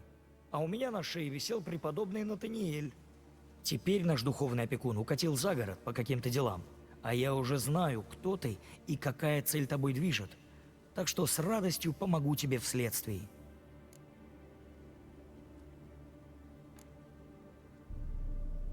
Кстати, почему вы с фон Грацем не ладите? Потому что он оказался из-за меня в тюрьме. Видишь ли, в 1242-м Йоахим был предводителем студенческих бунтов, жестоких и безрассудных. Начали гибнуть люди, ведьмак. Тех, что не хотели свободы, равенства, братства, временами находили в канаве, с горлом, перерезанным с хирургической точностью. Йоахим был моим любимым студентом, но я должен был что-то делать, поэтому я донес на него. Потом сам ушел из университета и устроился в Мертвецкую, где никого не интересует мое прошлое. А Йоахим, по иронии судьбы, спустя годы он возглавил отделение, которое я создал.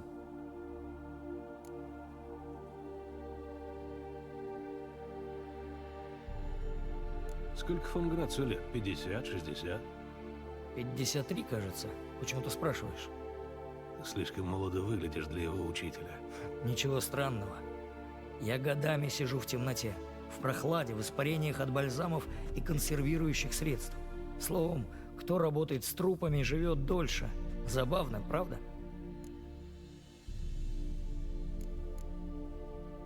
Кто жертва? Йорис Аквинус, преподаватель теологии Оксенфуртского университета. Его нашли сегодня утром у него дома, на катафалке, сложенном из книг. Что за книги? Кажется, все были посвящены культу Вечного Огня и критиковали его доктрины. Да, в Новиграде это смертный грех. Ты не ладишь с Натаниэлем? С ним мало кто ладит. Это жестокий и вспыльчивый человек. Как-то раз он ворвался сюда, схватил скальпель, который я дезинфицировал на огне, и рассек мне спину до кости. Из-за того, что я забыл запереть склад на ключ. Тяжело поладить с таким человеком. Думаю, ты согласишься. Начнем вскрытие. Охотно. Повреждения соответствуют обычному почерку убийцы. Жертву связали и напоили формалином. Затем преступник удалил глаза и на их место вложил горящие угли с тем, чтобы вскрыть грудную клетку. И... А это что? Пергамент?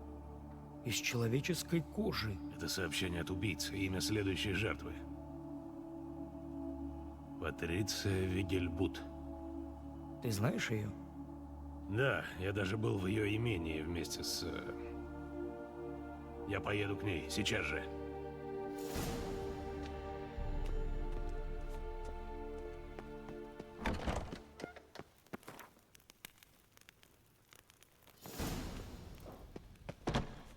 Косила. До свидания, милздарь.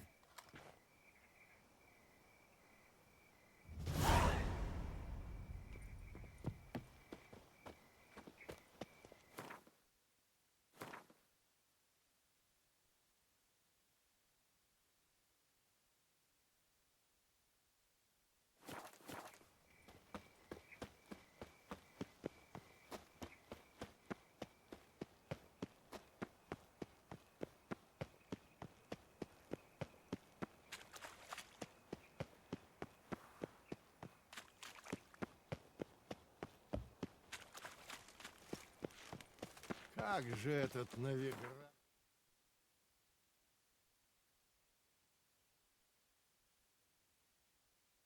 Смерть.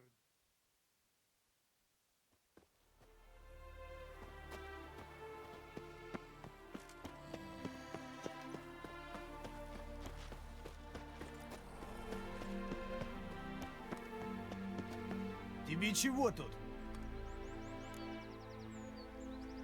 Я должен поговорить с Патрицией Вигельбут. Так ты решил, что любой оборванец может... Да, она в опасности. Впусти меня, или ее смерть будет на твоей совести. А если я тебя пущу и окажется, что ты все выдумал, меня тут же отсюда выпрут. Мне казалось, что стражник должен защищать хозяина, а не собственный зад. Будь по-твоему, отведу тебя к госпоже Вигельбут. Только без всяких штучек. Ты меня понял?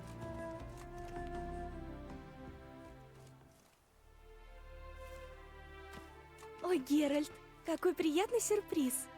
Вовсе не такой приятный. Я должен увидеть твою мать. Ее жизнь в опасности. Смерть? Не шути так. Я видела маму сегодня с утра. Она была грустна, конечно, но в добром здравии.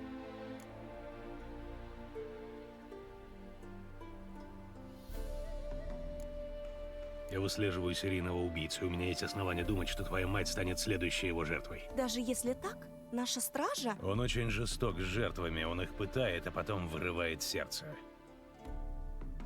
Проверим, что с ней, на всякий случай. Тяжело мне в это поверить. Но я вижу, что ты не шутишь. Прошу за мной.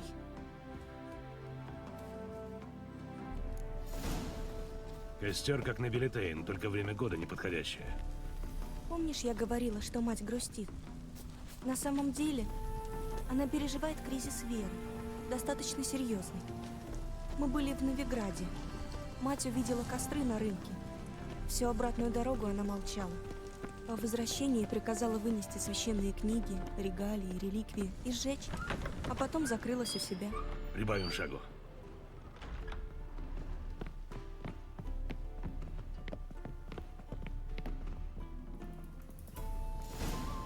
Ты слышишь? Тишина, покой.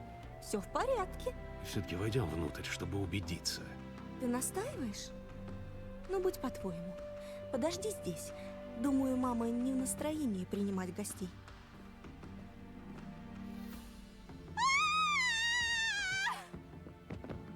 Он выбежал в другую дверь! Держи его!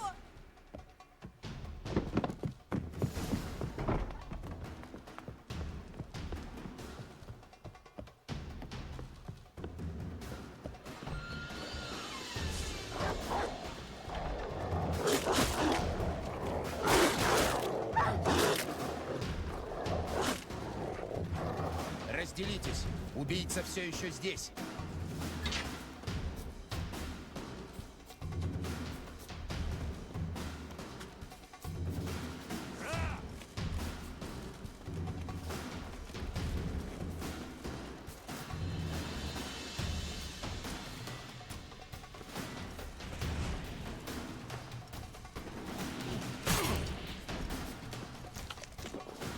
Сучий сын!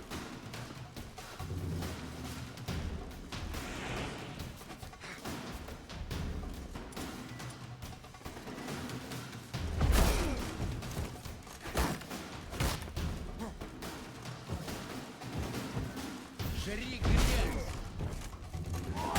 Черт!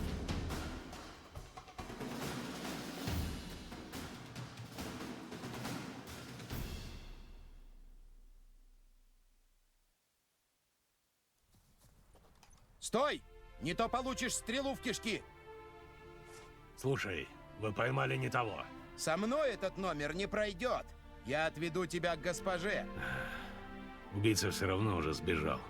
Веди, герой.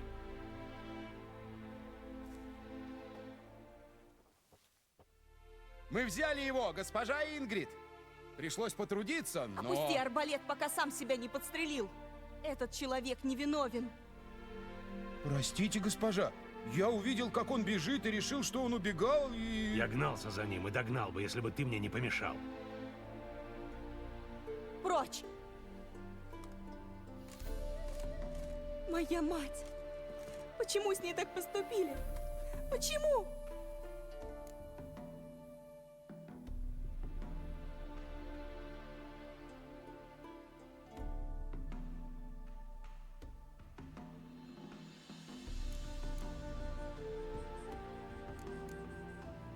Не знаю. Еще слишком рано делать выводы. Ингрид, я знаю, это очень тяжело для тебя, но... Обычно убийца оставляет рядом с телами письмо с именем следующей жертвы. Могу ли я... Можешь. Но сделай это без меня. Я больше не хочу видеть ее такой. Не хочу ее такой запомнить. И пусть это будет последняя жертва. Прошу тебя.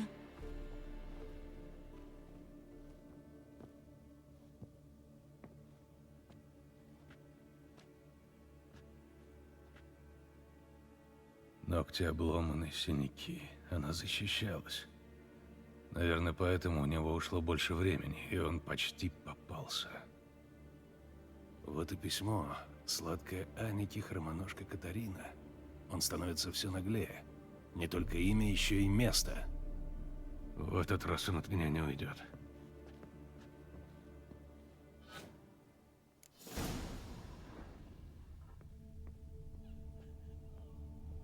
Раны, как у предыдущих жертв. Нет смысла рассматривать, нужно лететь в хромоножку. Раны, как у предыдущих жертв. Нет смысла рассматривать, нужно лететь в хромоножку. Еще бутылка из-под формалина.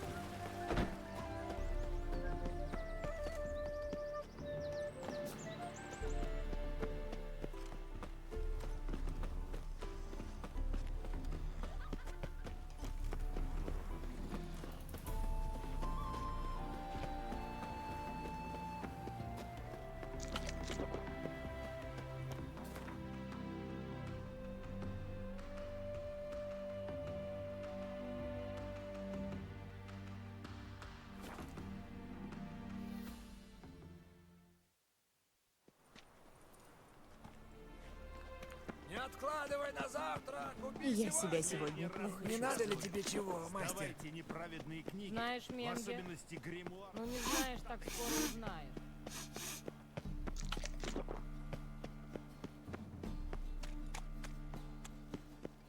Ну и заварил ты кашу в этом самом Локмуине.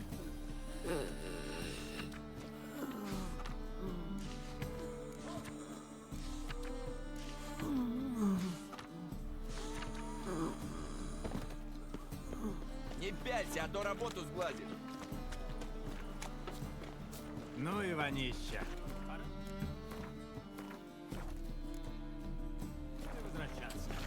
Все ром. Водяры бы.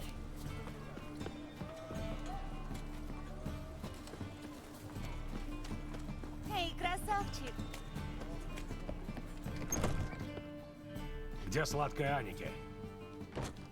Наверху. Но у нее важный клиент. Не мешай.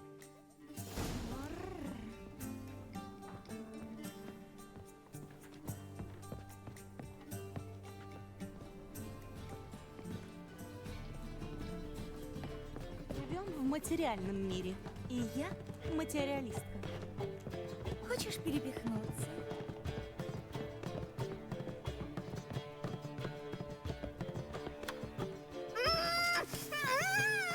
Никто тебя, сука, не услышит! Никто! Зато тебя сейчас будет слышать весь город. Ты мне помешала. Снова. Я не люблю, когда мне мешают. Я собирался развлечься со сладкой Аннеке.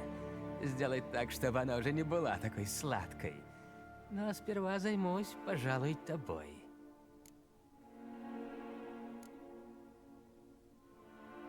Сперва скажи, зачем ты это делаешь? Для удовольствия. Удовлетворения. Этого можно достичь со шлюхами традиционным способом, без убийств. Поверь мне. Кто говорит об убийствах? Может, все закончилось бы парой ожогов третьей степени. Эта розовенькая кожа должна замечательно поджариваться.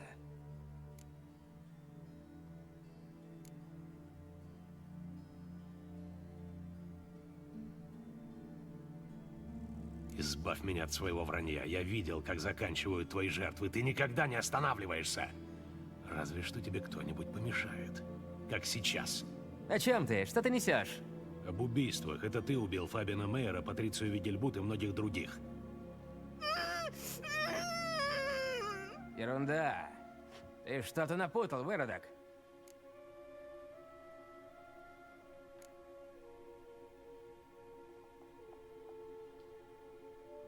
На теле Патриции я нашел сообщение, которое привело меня сюда.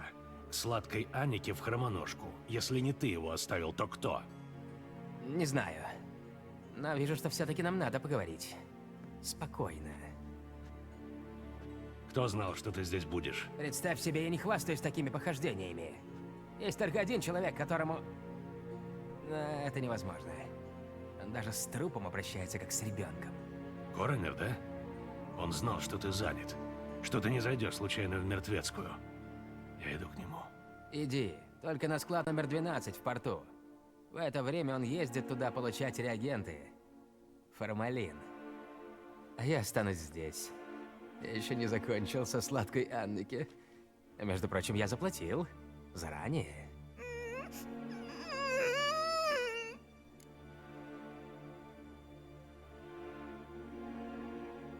Ты развяжешь ее. Оставишь на столе свой кошелек, а потом выйдешь отсюда и никогда больше не вернешься. Так точно. Послушный мальчик.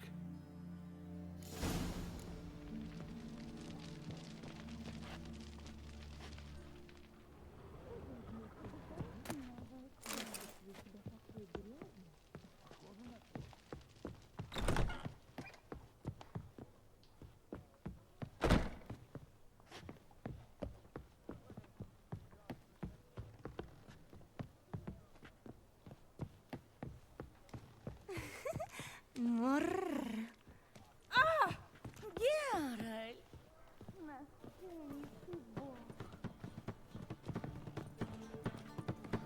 Заскучим ко мне?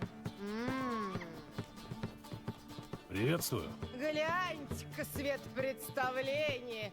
Ведьмак в борделе. Что же тут странного? Ты странный, брат.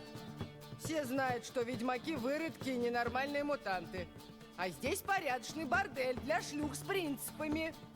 Говори на чистоту, у тебя в штанах точно все как у обычного мужика? Когда последний раз проверял, все вроде было на своих местах.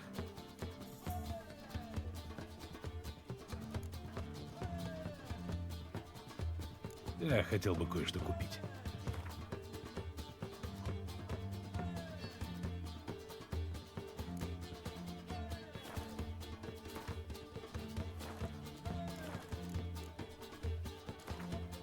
Я бы лучше сыграл в карты, а для этого нужны только руки.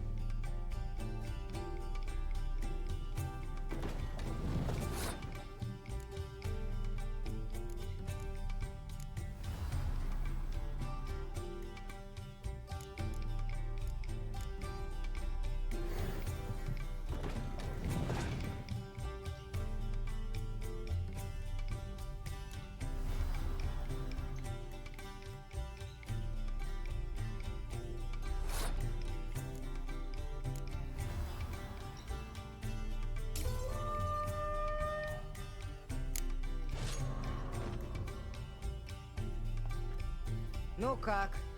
Все ж таки на мутанта нашла охота. Я бы лучше сыграл в карты, а для этого нужны только руки.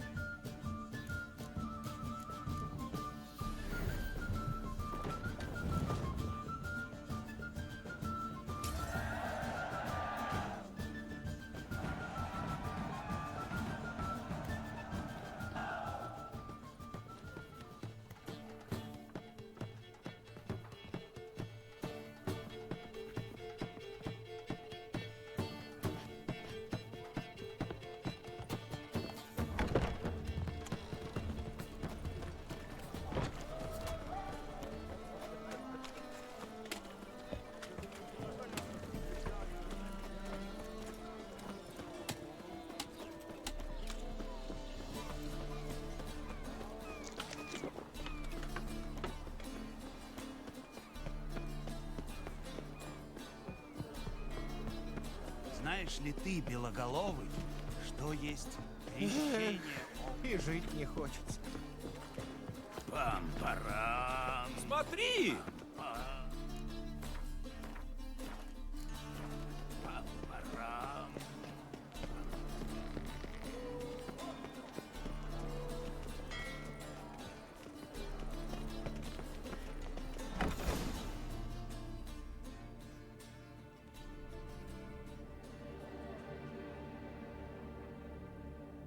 Что, формалин закончился?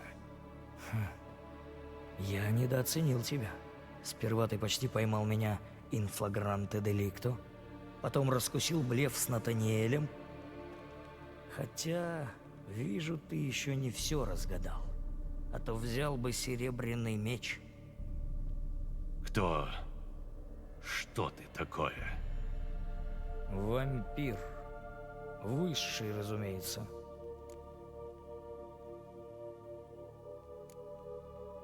У тебя была какая-то причина убивать этих людей? Зачем ты их пытал? Я думал, ты и до этого дойдешь. Символика была, кажется, достаточно ясной. Угли для тех, кто не видит огня, яйцо саламандры, которое рождается в пламени вместо холодного сердца, сожженный голос, чтобы... Да, символика ясна, неясно только зачем вампиру убивать во имя вечного огня. Повод очевиден. Я согласен с диагнозом, который поставила церковь. Новиград пришел в упадок. Люди забыли, что такое порядочность и мораль, и я решил им напомнить. Так, чтобы они заметили.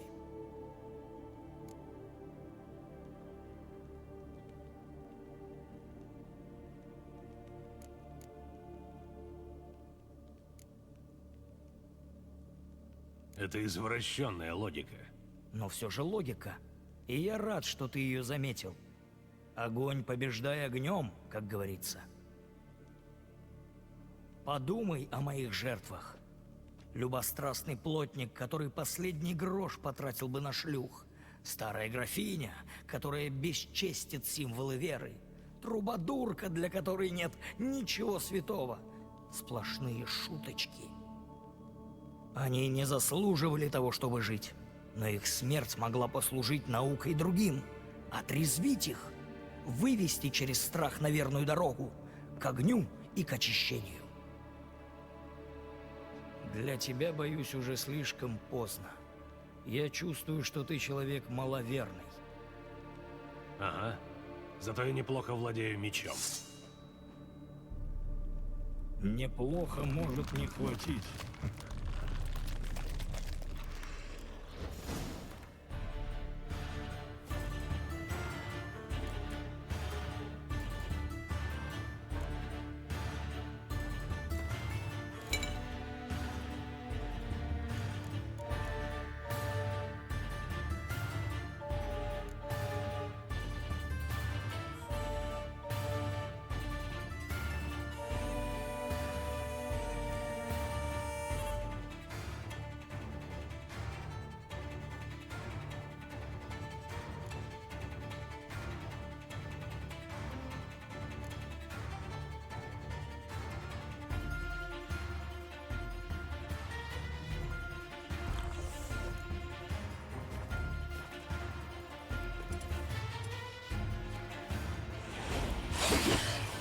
Неплохо.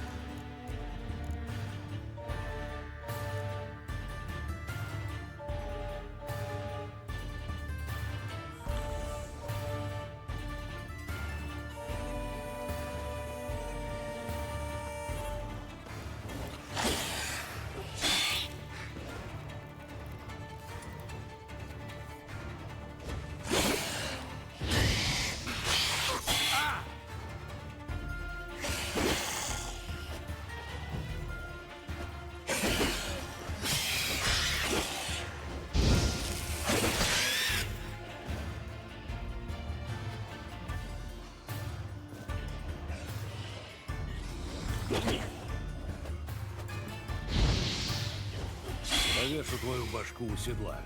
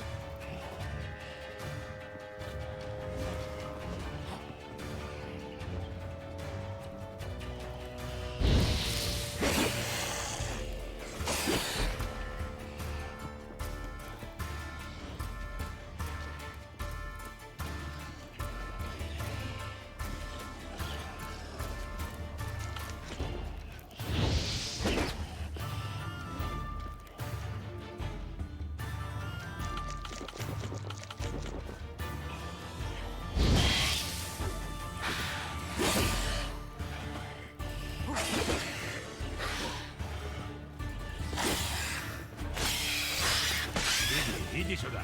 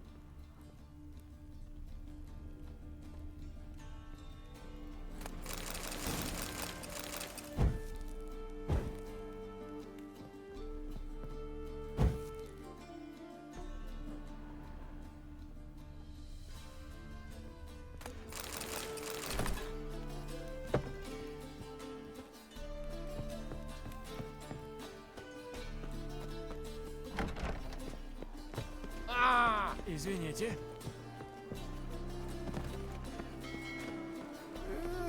Иди ты.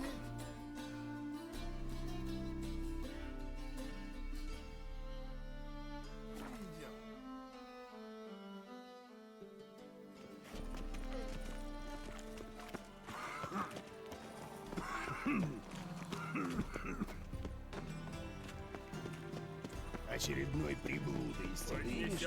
Молитвы силе вечного огня. Тебе здесь нравится? Извините.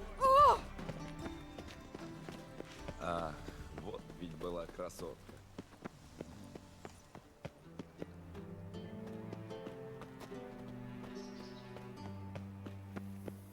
Что-нибудь случилось?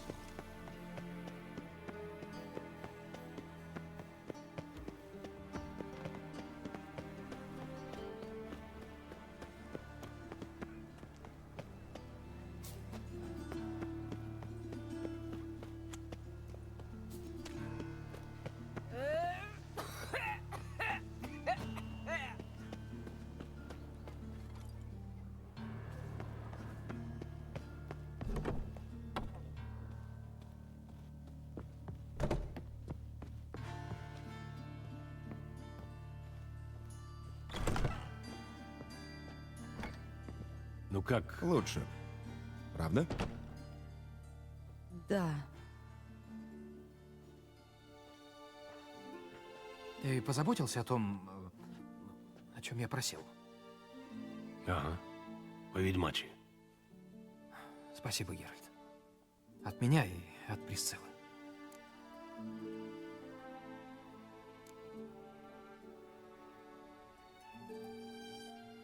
Я сделал свое дело. Теперь твоя очередь о ней заботиться. Я позабочусь. Вот увидишь, я выхожу ее лучше, чем дриады из Бракелона. Она уже начала говорить. Приятный сюрприз. Правда? Профессор фон Грац говорит, что раны заживают на ней, как на тролле. Не очень элегантное сравнение, согласен, но оно одушевляет. Может, она даже сможет вернуться к пению когда-нибудь. Пока мы попробуем выступать дуэтом. Присцилла будет играть на лютне, а я петь. Лютик и уточка-циранка. Хорошо звучит? Очень хорошо. Удачи, Лютик. На сцене и вне ее.